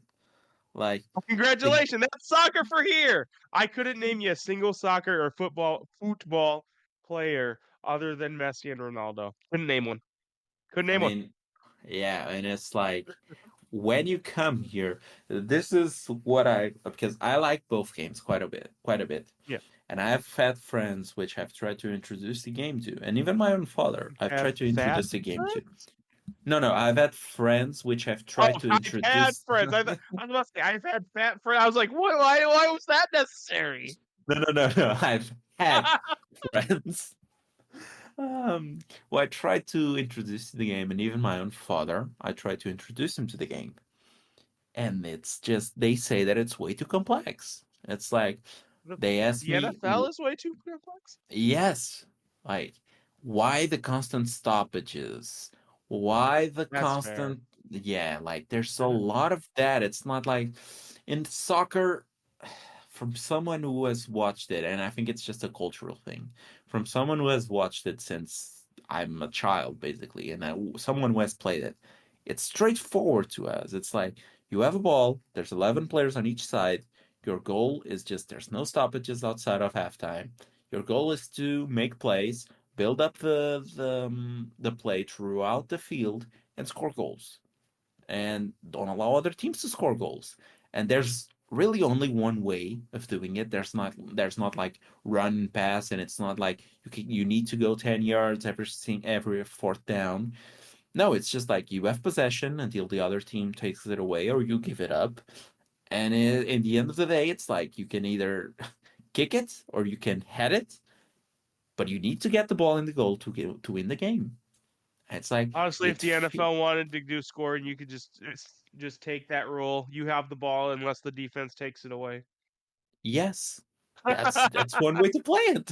Yeah, I think that would improve, like, the folks outside of the US who are seeing the game for the first time. I think that will make it easier for them to understand, because that's one barrier that I see a lot. It's like, why the need for What's a four down? downs? Yeah, what's it down? What's like, why that is it a show like 3rd and 8 or 2nd and 5 or something like that? And then it's like, then I have to explain them. Okay, you have basically 4 downs to advance 10 yards. And if you don't advance, you have to give the ball to the other team. But sometimes teams will use all the 4 downs, Fourth not just the down. four. Yeah, they will use the fourth down to try and get the ball and try to get the yardage to keep the drive going. And then it's like, what's a drive? And it's like, the drive is when you have different downs. It's like, it's complex, you see. Maybe it's the same so thing for soccer. If you're watching it so for the first time, but it feels easier to understand at the start. okay, I agree with that. The tactics of soccer are not as easy to understand, but just Correct. the the rules in general, yes. So the Kelseys, I think it's called New Heights is their podcast. Yes. They have a segment called No Dumb Questions. And it feels Okay. like most of their no dumb questions come with explaining the rules of football. And quite honestly, they play the game. Both Travis and Jason Kelsey play the game. Sometimes I watch them struggle to explain in lamest terms what some of these rules and tactics and just gamesmanship is. Because Like I think one of them was what is defensive pass interference? Oh God. yeah, then what's what's defensive pass interference, and what's holding on defense, and what's illegal Yeah, touching? When it's all the yeah. same thing, it just depends on the distance. It's like, I think it's easier to get your foot in the door when you're watching soccer. Like, you just need to understand the basics than it is to get your foot on the door to understand the NFL and American football. It's fair. And it's I the think same that's thing fair. with the NBA. And that's why you have so many international players. Because at its core, NBA, it is, you can shoot a two, you can shoot a three, you need to get the ball in the basket. At the end of the day, that's the score. It's either a two or a three, or a free throw, which is one. And then at the end of the day, you need to score more points than the other team. That's it. Then the tactics get complex, and then it's zone, and then it's man, and then it's the triangle, and then it's this and that, and all of that. Sure. Yeah, But at its core, it's simple. Same with soccer. Not so much as the NFL. that's true. So, like something I notice among NFL fans, at least here, is that no matter what sport it is, whether it be the MLB, NBA, the NFL, but it's especially true in the NFL, and I think it's because of the complex like way the game's played as far as like explaining it is we hear a lot of complaints, and I don't know if granted here overseas is a different thing. I don't know if it's the same over there, but there is a very common complaint that you hear, and this is hopium. I'm going to tell you 9 times out of 10 this is hopium is the calls the refs are making. The refs shouldn't impact the game. Let the players play. The refs that's a bullshit call. Like, do you have as much complaining overseas about the refs who are just refereeing the game and making calls as we have here because it is constant here. Oh yeah, for sure, 100%. I mean, it's a common theme here that when your team loses, you were always hurt by the calls that the ref made.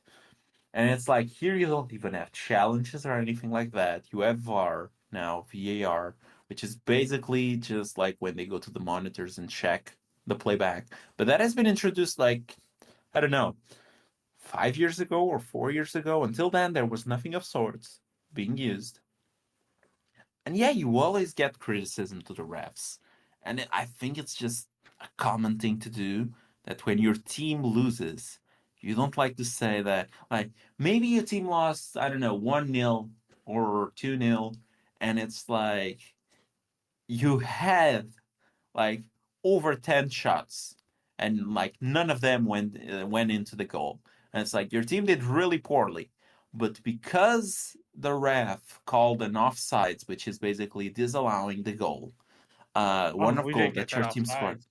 Yeah, we didn't get that offside. Yeah, if we didn't get that one, which the ref I think screwed that's us, no matter what, we I would think have that's won just that human game. nature.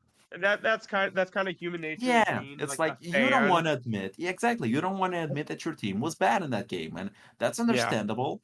So yeah, you see a lot of criticism towards the ref, and now with VAR, it's like some of them is warranted, some of them is just you're pulling at straws, and it's like, probably why like I have so much hopium for the Bengals and you have so much hopium for the Seahawks. It's just like yeah, I don't want to see us be bad. yeah, it's just fandom, dude. At the end of the day, but it's like some of them is just like irrational fandom. For example, here, it's if there's one thing that it's hard to explain, it's an offsides here. Um, it's like if say your team has the ball and one of your Are you guys is talking about passing an offsides in soccer? in soccer. An Exactly. offsides in soccer is just the offensive player cannot move further than the ball can gear to the defensive player. So the defensive player sets offsides. The ball has to move through the defensive player before the offensive player. That's offsides. Yeah, roughly, yeah. There's some Yeah, nuances to it, but yeah. Putting in simple terms, that's that. And then it's like if a goal gets allowed, and then the VAR goes and check it, and it's like the player was, I don't know, 20 centimeters offside. So the ref disallows. And for those in America, centimeters, 20 centimeters to inches three. is It's about three. no 20 centimeters. Google says it's 7.8 inches. Oh yeah, yeah. I was So about to say the conversion's about three. Three okay, okay, centimeters equals 1 minute. okay. Then yeah, it's roughly 7.8 inches, which is nothing. But then like the ref disallows the goal, and it's like, yeah, but he was only 20 centimeters offside. And it's like, but he was offside. So like refs sort of asked to disallow the goal, isn't it? It's like it's why we Here's how. made this. It's why we Here's created the VAR. quite honestly, I think that we've lost the forest for the trees with some of the technology that we're allowing in sports. Because okay, I'm gonna go back to baseball, even though you know don't know it. You know what the average like accuracy is for an umpire calling balls and strikes? What? 90%. Okay. Do you know what baseball wants is testing right now? What? Just getting rid of the umpire altogether and having it an AI based strike zone. So you have your strike zone, and basically, like whatever the pitch is in that zone, the whatever robot will call a ball or a strike based exactly where that ball is, so it's 100% accurate or 99.9% accurate. I don't think the difference between 90% and 99.9% is worth taking the human element out of a game. Yeah. Why not leave both though? I don't know. It's like in tennis they do that. Like I'm not sure if you watch tennis, Hmm. and it's like Yeah, in no, ten. they have a replay. They replay exactly where the ball drops to like the inch. Yeah, exactly. And like some courts or some like tournaments still don't have that. I believe in a few years it will be mandatory for all of them to have it. And it's like those get criticized a lot, and it's understandable because if you have the technology and it's not in the early stages anymore, it's very developed. Like you should just have it, but like have both. Don't have just like the Quite review honestly, and no here, human here, elements. here's my nuanced take on it. Here is my nuanced take. I think the way the NFL does it is the way it should be. It should be a strategic tool to use. You should have one or two challenges, and the challenges go through the computer and detects the exact inch of it. And if you miss it the first time, you don't get it again. I don't think you should have it call every aspect of the game in whatever sport you're doing. Yeah, that makes sense as well. But then the NFL also has the automatic reviews, yeah, Yeah. in the inside of the 2 minute warning. Yes. So Because they want to I've get it right within the 2 minute one. I yeah. Why wouldn't you want to get it right throughout the whole game though? that that's a good question. Why is Because the two because minute more important than the here's rest? why. You want to know why? Because What? to make it less likely that people will bitch about the refereeing and the umpiring throughout the game, because you got the key moment right. I think that's why. It's I would like understand if we said that every it's like single take NFL game is like tied going into the 2 minutes. It's like if it's my like team got taking the screwed, referees out without taking the referees out. I think that's the balance they're trying to like figure out. it's like if my team got screwed out throughout the entire game, and it's like in the fourth quarter we're losing, I don't know, by 20. Maybe we did play And that bad, but if there were like plenty of moments in which like a first down wasn't given when it shouldn't, or a touchdown and wasn't ruled a touchdown, quite honestly, I think the way the NFL does their referees is really shitty. Like, I don't even know if there's a referees union. They definitely don't get paid unless they're doing a sanctioned NFL game.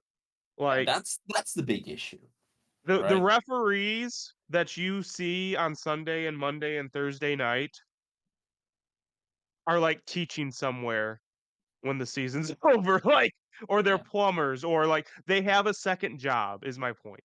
I yeah, don't think that should that's be the the big case. issue. That's the big issue here in Portugal. In most places, soccer wise, it's like the refs are employed to be refs. Like there's like no, they don't Which have any other I think jobs. I think a referee should be salaried, and the salary should Yeah, be something they can live off of, so they can tone their exactly. craft. There's that, but there's also more games, which I think changes that because there you have 18 weeks, then the playoffs. Here we have depends on the league, I guess, but it's from And here's 34 the thing, that to makes it shittier. That means the referees that call your games get paid 18 weeks out of the year. That's what that yes, means. exactly, yeah.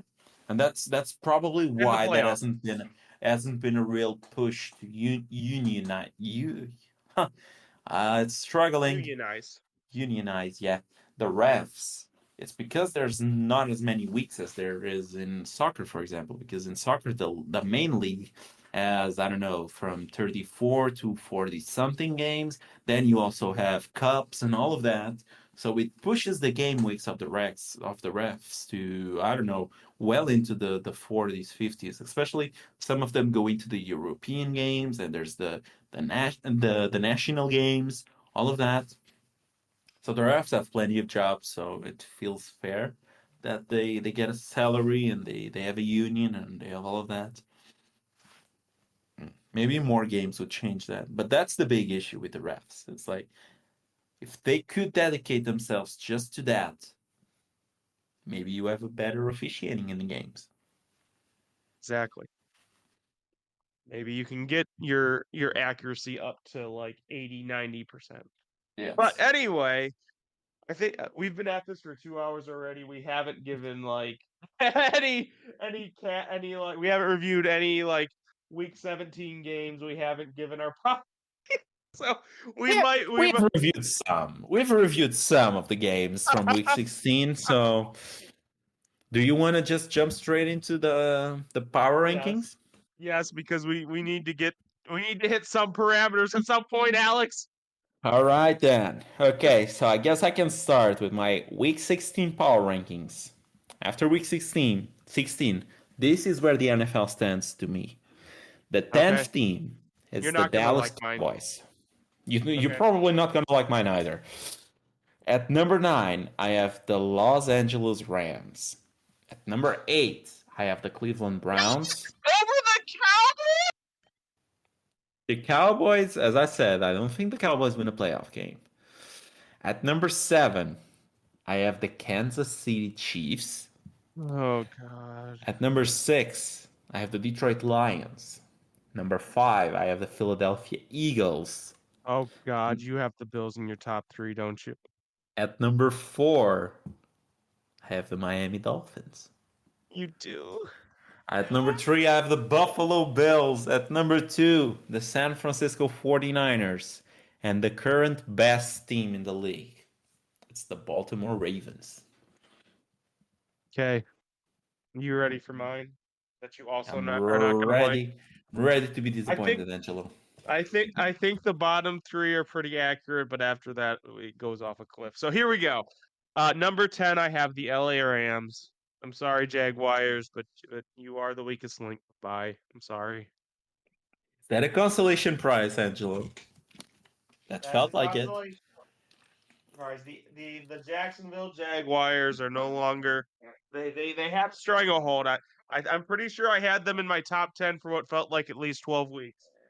Probably, yeah. You know, but they're finally gone, Alex. You can sleep happy. They're not It's there to just hurt you anymore. they're just frauds, man. It's just random frauds. The number 9 team for me is the Dallas Cowboys. Okay, So it's not much different. The number 8 team for me is the Cleveland Browns. okay, I see you. And here comes the cliff. Don't say it. The number 7 team is the Don't Buffalo disrespect Bills. them. Oh god damn it, Angela, you're disrespecting them. You're disrespecting the current, probably at their form. This would be the best team in the league if they had this form all season. You're disrespecting the hell out of the Buffalo Bills, man. Number 6 is the Kansas City Chiefs. Okay, Number 5 is the Detroit Lions. right. Number 4 is the Miami Dolphins. Oh my God, Angelo, come on, have some self-respect. The Eagles can't hurt you if you don't constantly pander to them.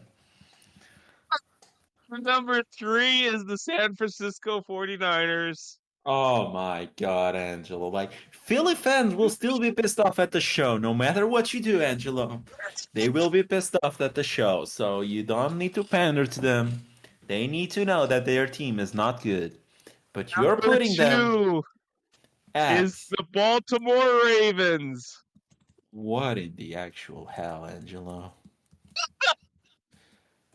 Have you And my gotten? number 1 team, my number 1 team is the Philadelphia Eagles right now.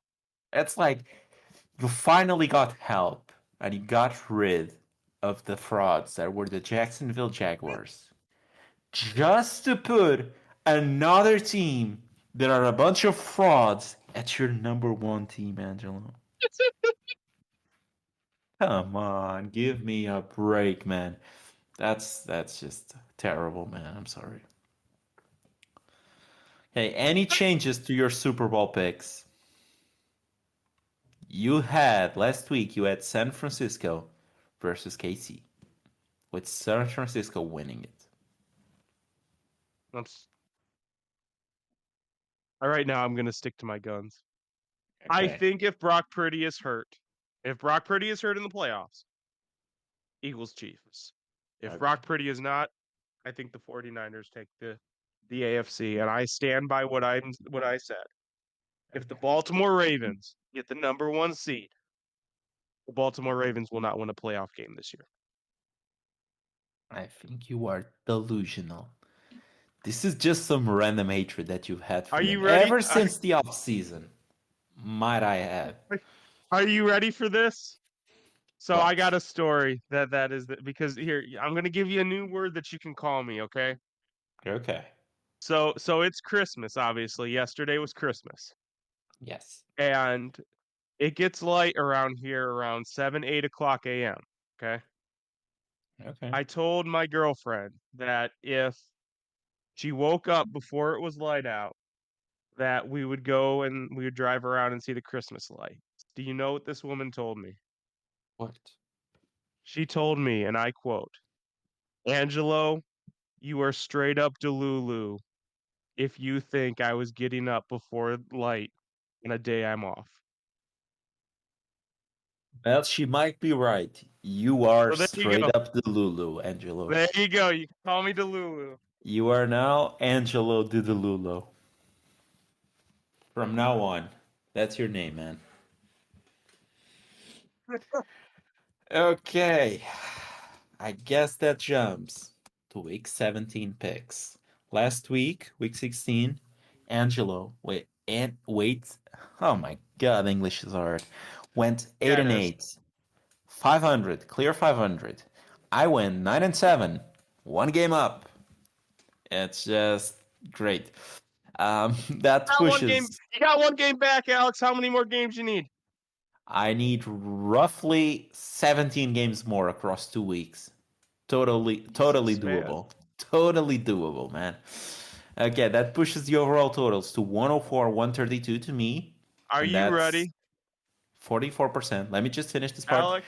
And Okay, go you, ahead. it's 121, 121 games, Oh, won, 115 games lost, and the overall percentage, 51%. Go ahead, Angelo. Alex, Yes. if you are within the like parameters of how many games that are going to be played is how many games you need to beat me. I'm going to let you pick every team first, and I will pick the opposite.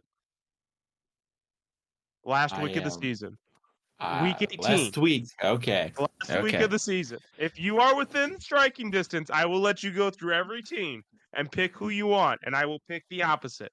I will Okay. give you the chance to overtake me. Okay. So Okay? that would mean I need to at least go 500.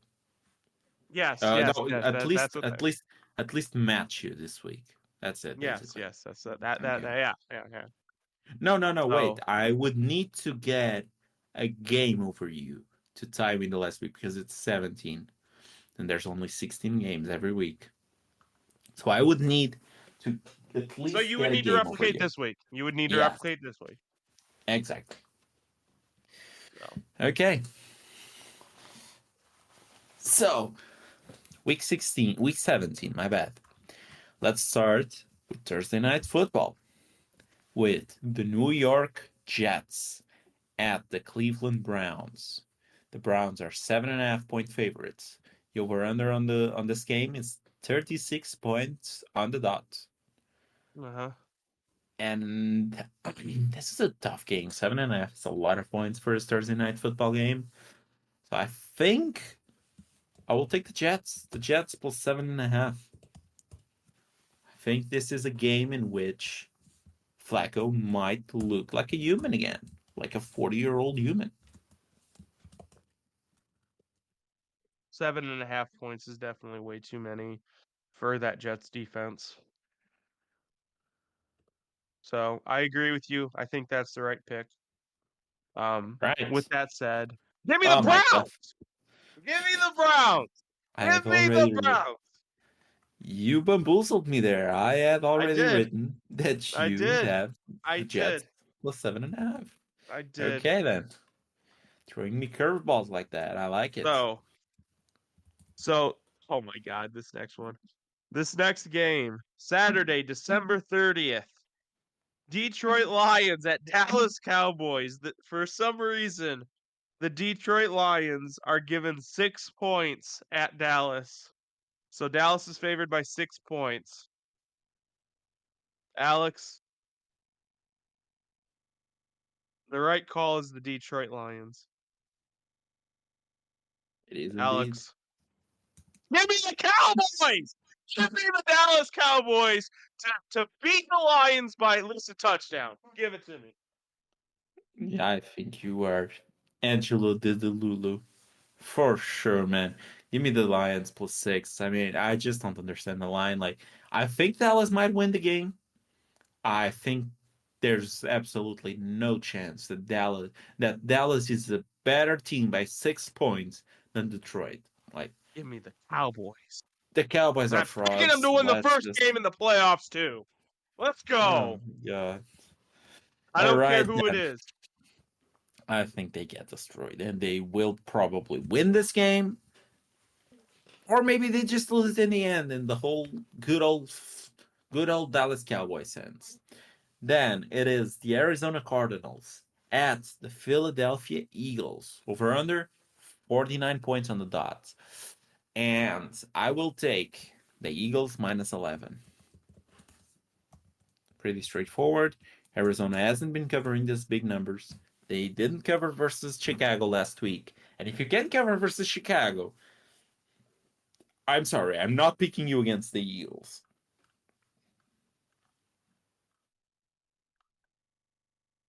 Give me the Cardinals. Buddy. You know? We both lost on the Cardinals this past week. Yeah, the Cardinals have hurt me the last 2 weeks. Let them continue. Let them continue to hurt me. Keep it coming, baby. Keep it All right coming. then.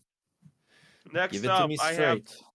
I have the San Francisco 49ers at the Washington Commanders. 13.5 point spread in favor of the 49ers. It's been a while that we didn't have the same exact game. This one wasn't the next in my book. Okay, but go on. My bad. This one was before the Eagles in my book. Um, Okay. is Brock Purdy playing in this game? I believe there is no 100% confirmation of that. If not, that would be Sam Darnold as the backup. Give me the Commanders. Yeah, he has a We're gonna stinger that is not expected to linger. He does not. Yeah, Kyle Shanahan has indicated that he doesn't believe the stinger issue for Brock Purdy will linger. he's good. It seems like If he's confident that he will play, but it's Okay, give not me the 100%. 49ers then. Give me the Okay. 49ers then. I'm gonna take Kyle Shanahan as word that Brock Purdy's playing. Okay. Yeah, this feels like a pretty straight up game for me. They just beat up on those awful teams. Washington can't stop anyone for if their life depended on it. Give me San Francisco minus 13.5. Straightforward. Next up for me is the New England Patriots at the Oh, Buffalo that's a Bills. down for me. Holy crap. Yeah. Yeah. Seems like we have some games mixed up here. Buffalo is 12-point favorites. Over under 40.5. Buffalo did not cover the big number from last week versus the Chargers. They did not. Patriots Patriots have won this Division past game. game. Yeah. Division game. Patriots have won this past week. They've been competitive in the other game as well that they got with the Steelers. I'm not sure if they won it, but yeah, they won it versus the Steelers as well. Um, in the end though, give me Buffalo. Buffalo locks down Bailey Zappi and shuts all of that nonsense up. Give me Bailey Zappi. New England Mm, Patriots plus Yeah, 12. that's a ballsy play, man. What? Picking Bailey Zappi to cover Bailey any Zappi. number. Say it with your chest. Bailey Zappi It seems like covers the it's more spread. like Bailey Zappi. Wow. Oh, breaking news here. Oh, this one isn't good. Oh, Vikings tight end TJ Hawkinson suffered a season-ending torn ACL and MCL versus the Lions this past week. Oof. That is terrible. That's a big weapon going down. Yeah. Jordan Addison also went down in this past game. I believe it's not 100% sure that he plays this week. It's okay. We have Nick Mullins giving Justin Jefferson 30-yard plays. It felt like every pass to Justin Jefferson was like closing in on 30 yards. It really did. Yeah, but an injury this late really makes you question if he's going to be ready to start the season next year. Yeah, no, for sure. Brutal blow for him. Right. All Next up right. for you. Who is it?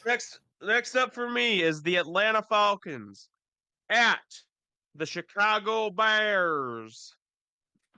The Chicago Bears are favored by 3 points.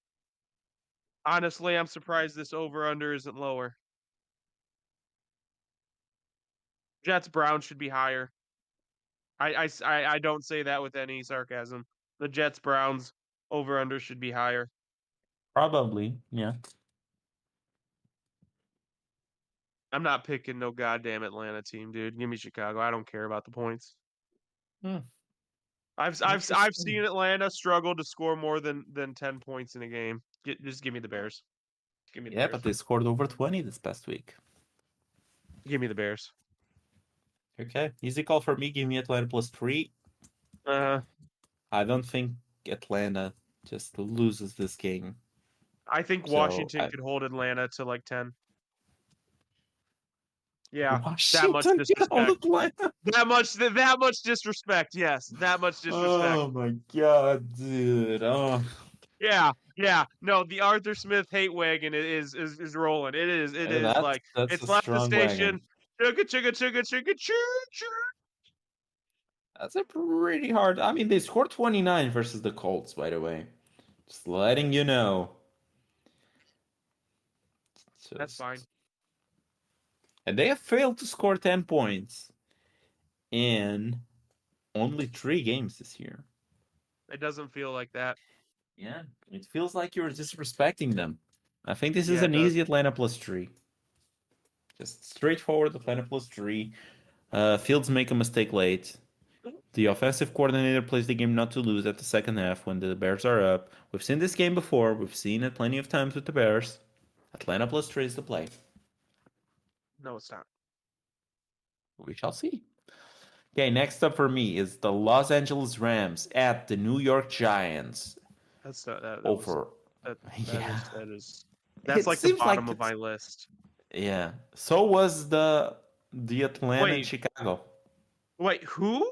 Who's next for you? Next for me is the Los Angeles Rams and the New York Giants. Here it is. It is at the like bottom. Okay, go on. Okay. Over under 42 points. Rams favored by 6. We currently have no word on who the starting QB for the Giants will be this past week. Tommy DeVito got benched at the half by Tyrod Taylor. Retired Taylor. Yeah. Taylor threw a couple of touchdowns. No, led a couple of touchdowns on 2 drives while he was playing QB. I think it might be Tyrod Taylor playing again. Regardless, I don't think it really makes a difference. Give me the Rams -6. Just Give me feels them like old Giants. okay. You are hell bent on just going against me this week. Yep. Alrighty. So my next game is Miami at Baltimore. And Baltimore is favored by 4. You know what? Give me Baltimore. I want them to get that 1 seed. All right. Give me Baltimore as well. I think this is a team that will do what is needed to take Get the Miami one out of seed and their lose in the out first of game. their rhythm. They won't lose in their first game. Baltimore as Baltimore as a team full of players. Like even Jadeveon Clowney is playing pretty well for the Ravens, and He I'm a is pretty big anti-Clowney fan. anti-clowny. Yeah, I'm in that wagon. All right. Next up, it's the Carolina Panthers at the Jacksonville Jaguars. The Jaguars are 7-point favorites. Over under is 38 points. And I am pretty sure that Trevor Lawrence might finally miss a game. Yeah, It feels like he always has something. Right now, I believe it's an ankle sprain of sorts, if I'm not mistaken. I can double check that. But I think this is an injury that he finally has to miss a game. That's the reports that I've heard, at least. Yeah, no, he has a sprained shoulder. My bad. He has a sprained shoulder, so I don't believe there's any way that he plays. It's his throwing shoulder as well. yep. So yeah, I think this might be CJ Beathard. And with the way that the Panthers are playing now, this might have been just because they faced Green Bay. But this was the first game that I saw in which Bryce Young actually looked like the guy that I expected him to look. He played pretty well and he had some pretty great Yeah. throws. This is we've talked about this before with Bryce. I'm okay with the bad season. I want to see some wow throws, and I finally saw some of those with Bryce. So give me the Carolina Panthers +7. I really don't have a problem with Bryce. I just think that the Panthers' offensive line is atrocious. And So, I'm just gonna say before you go, upset of the week. Carolina wins the game.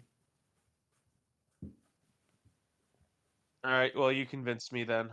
I'm going to go with the Jacksonville Jaguars. You're backing CJ Beathard to go against the curse. Yes. I like it. I like it. Okay, next up for me is the New Orleans Saints at the Tampa Bay Buccaneers. Buccaneers favored by 3, over under 42.5. I saw most of the Thursday night football game from Derek Carr. Derek Carr was absolutely atrocious. There's no way that I can pick him against the Tampa Bay Buccaneers, even though Mike Evans is slated for his matchup, his annual matchup that he has twice a year with Marshawn Lattimore. Even though he's gonna get locked up, give me the Buccaneers -3. I just can't back your boy Derek Carr because he looks absolutely atrocious, man. Give me the Saints. Oh my god. This is the final blow to the Saints This is playoffs this is aspiration. this is this is the comeback. The comeback is on. Now the All comeback right. is off, man. It's just done. All right. So, this is kind of shocking. My next one is the Raiders at Colts. The Yes. Colts, believe it or not, are favored by 3 after the Raiders just beat the Kansas City Chiefs. Maybe it's the emotional high. Maybe I'm not being illogical about this, but give me the Raiders. Yeah, this it feels like the Colts defense, although it has been playing a tad better, whenever they face backup or like not that good QBs, they just get destroyed. So this might be the game in which Hayden O'Connell looks better than he actually is. So give me the Las Vegas Raiders as well, +3. Easy enough call there for me. Finally, the Tennessee Titans at the Houston Texans. Last 1 p.m. game. The Texans are 3.5 point favorites. Over under it's 42.5. I believe CJ Stroud is gonna be back. He has missed 2 games with a concussion. I can't see it missing yet another one, although the concussion was pretty violent, I will say. And if Stroud is back, I'll take Houston -3. Oh, I was gonna take Houston -3.5, but Tennessee got heavily, heavily destroyed by Texans when they faced a couple weeks ago. So I'm not sure if I'm not leading Tennessee because now they have Ryan Tannehill at the helm. But Wait, since Will Will Levis Levis is might be, gone? I'm not sure if he's gone. I was gonna say, but since I'm not sure that Will Levis is gonna be out this game, he was out versus Seattle. And Tannehill, although he didn't play that good, he had a few throws that were pretty okay. But if Will Levis is back, I don't trust him versus his defense. So I think it's better to play it safe and just take Houston minus 3.5. Houston wins it late with a field goal, I think. That doesn't cover.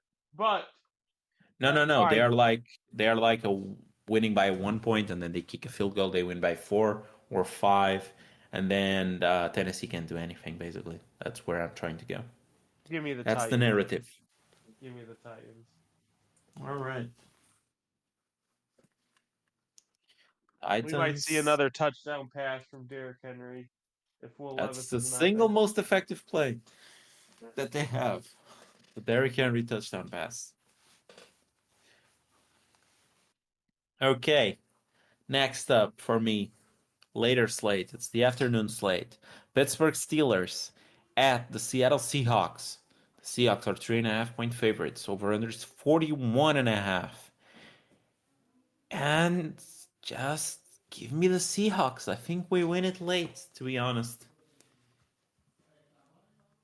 So yeah, Seattle minus 3.5. Give it to me.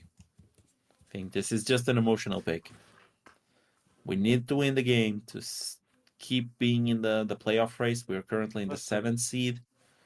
So it is what we it is. made we made Mason Rudolph a thing. It's your turn to make Mason Rudolph a thing. Give me the Steelers, 3.5.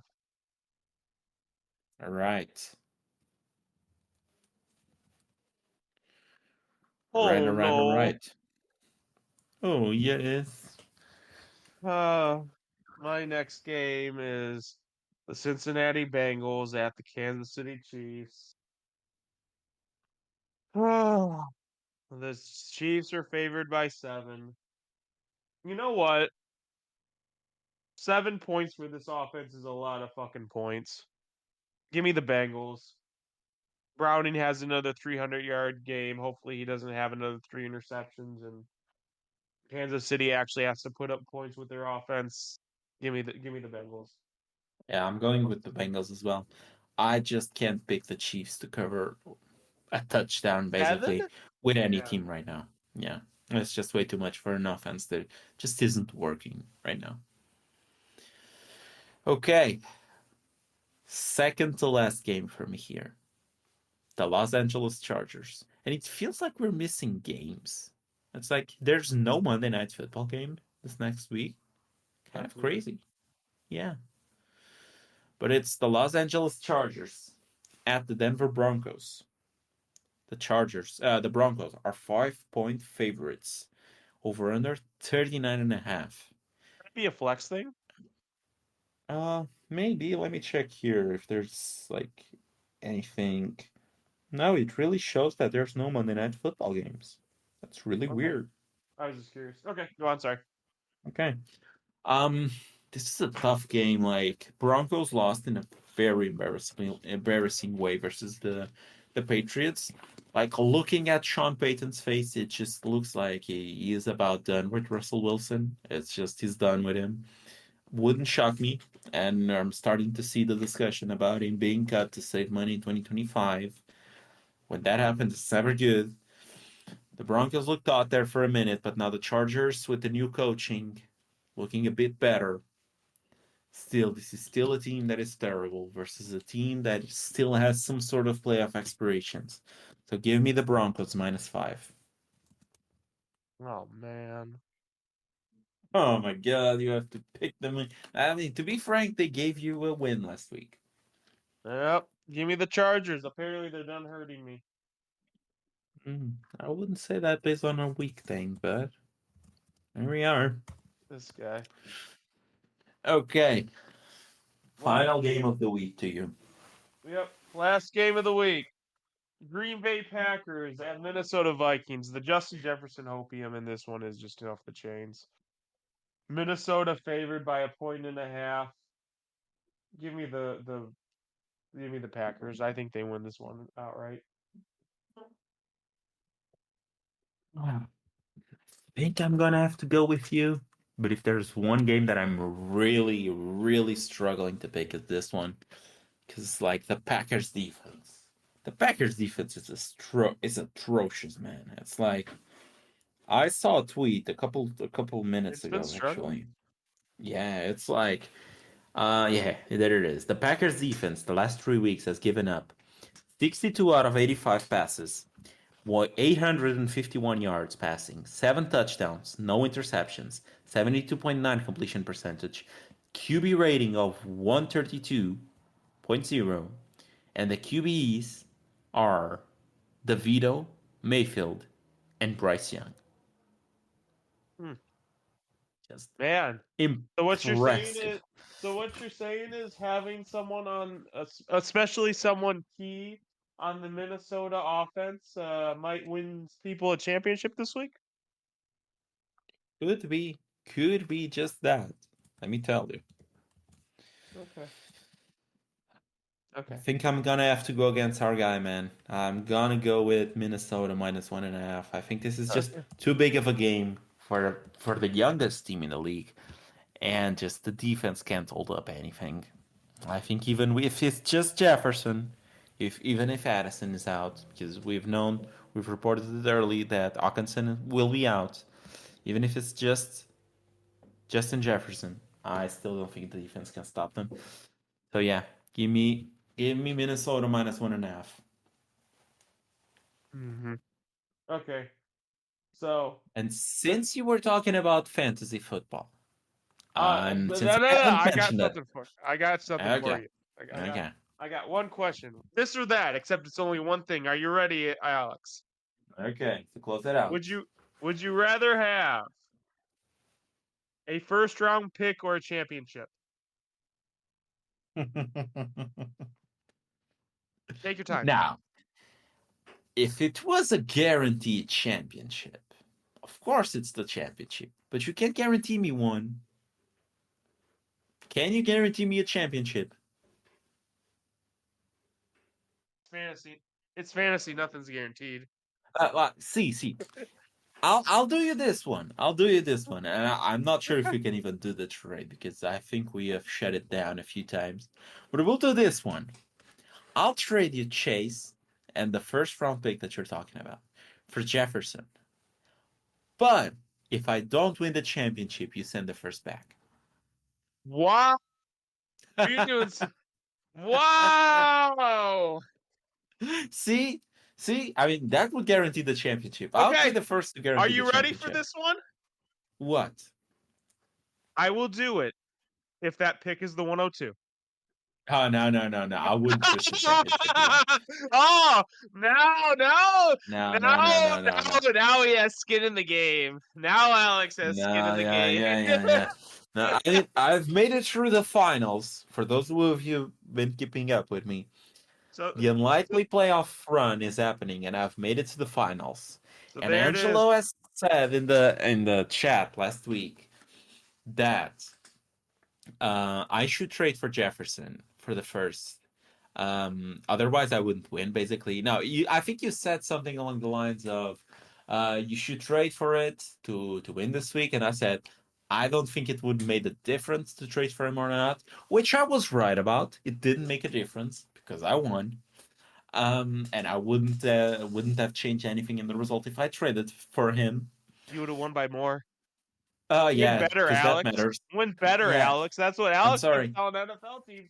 Win better. Yeah, maybe I'm just a fraud, man. Maybe I'm just a fraud. And now I'm in the finals. And I mean, I'm not sure if I have the better odds to So win. what I you're haven't saying checked that. is, what you're saying is 1.02 or a championship, Alex takes the 1.02. In That's this what I just heard. scenario, That's what I just heard. That's what to I keep just heard. the dynasty alive, I That's what would I need just to heard. keep the 1 and 2. Yes. That's what I just heard. Funny that I actually never outscored Link in the playoffs so far. It's Yeah, you gonna didn't be expect that interesting. curveball. You didn't expect that Yeah, curveball. I did not. Meanwhile, Angelo is in the finals of the 217. My bad. I am in the Angelo is in the toilet finals on the one. championship. Yes. Whoever wins that one gets the 217. So, is there much we can talk about Dynasty as far as, because honestly, it's championship week for most teams. Yeah, it's just If you haven't already decided your champion. yeah. So I mean, most there's not leagues much to have, talk about. yeah, most leagues have the trade deadline already passed. Most sane leagues, but Yeah. Yeah, you really can't do much at this point. It's just like you yeah, ride your players and you win or lose. If you have to trade that line open, you just go knock on the doors of some of the guys that got eliminated, with which I'm doing yeah, right like the now. Justin Jefferson owner.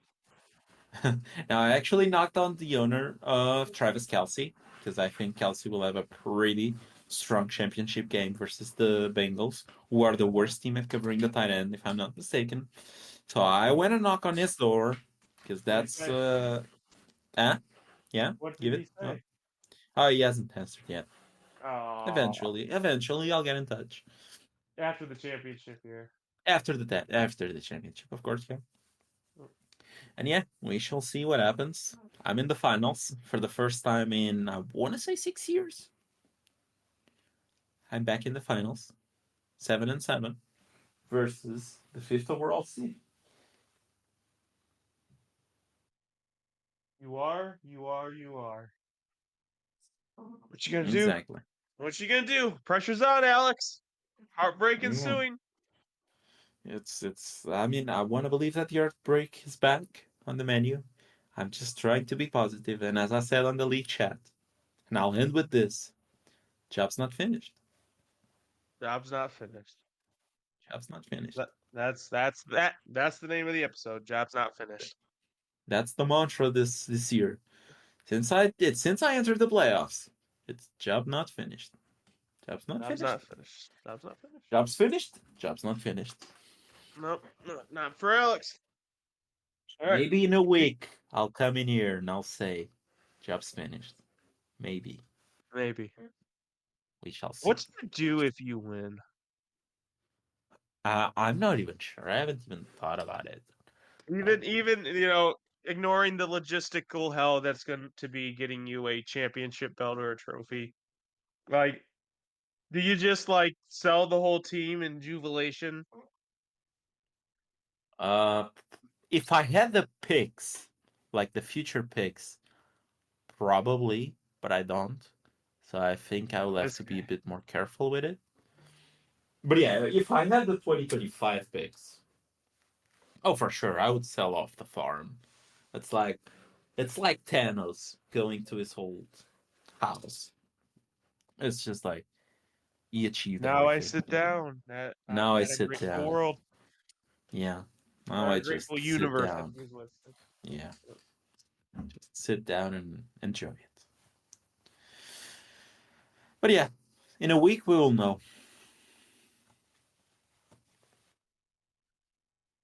And I think that might be the episode. I think it might. Okay. You do the Now, outro, fellas, Alex. You're better. as I said, job's not finished. Okay, so as Angelo usually likes to say, there's a nice little donate button there that you can click to help us out. If you're listening on the podcast or Spotify app, just leave us a 5-star review, please. Just subscribe to the show. Turn on the auto download as well. That really helps. If you're listening on the YouTube, usual, just leave us a like, subscribe, leave us a comment as well. Turn on the notifications. And as Ren has mentioned, for Angelo to say, if you can give a listen to the 1 year episode that it's coming out on, is it January 1st, right, Angelo? January 1st. That's a Monday. January 1st, Monday. You have the 1 year special, which I'm not a part of, but you Nope. can listen to Loser. people taking a jab on me and saying derogatory comments against me, saying Yep. that I took advantage of them when they were young regarding fantasy.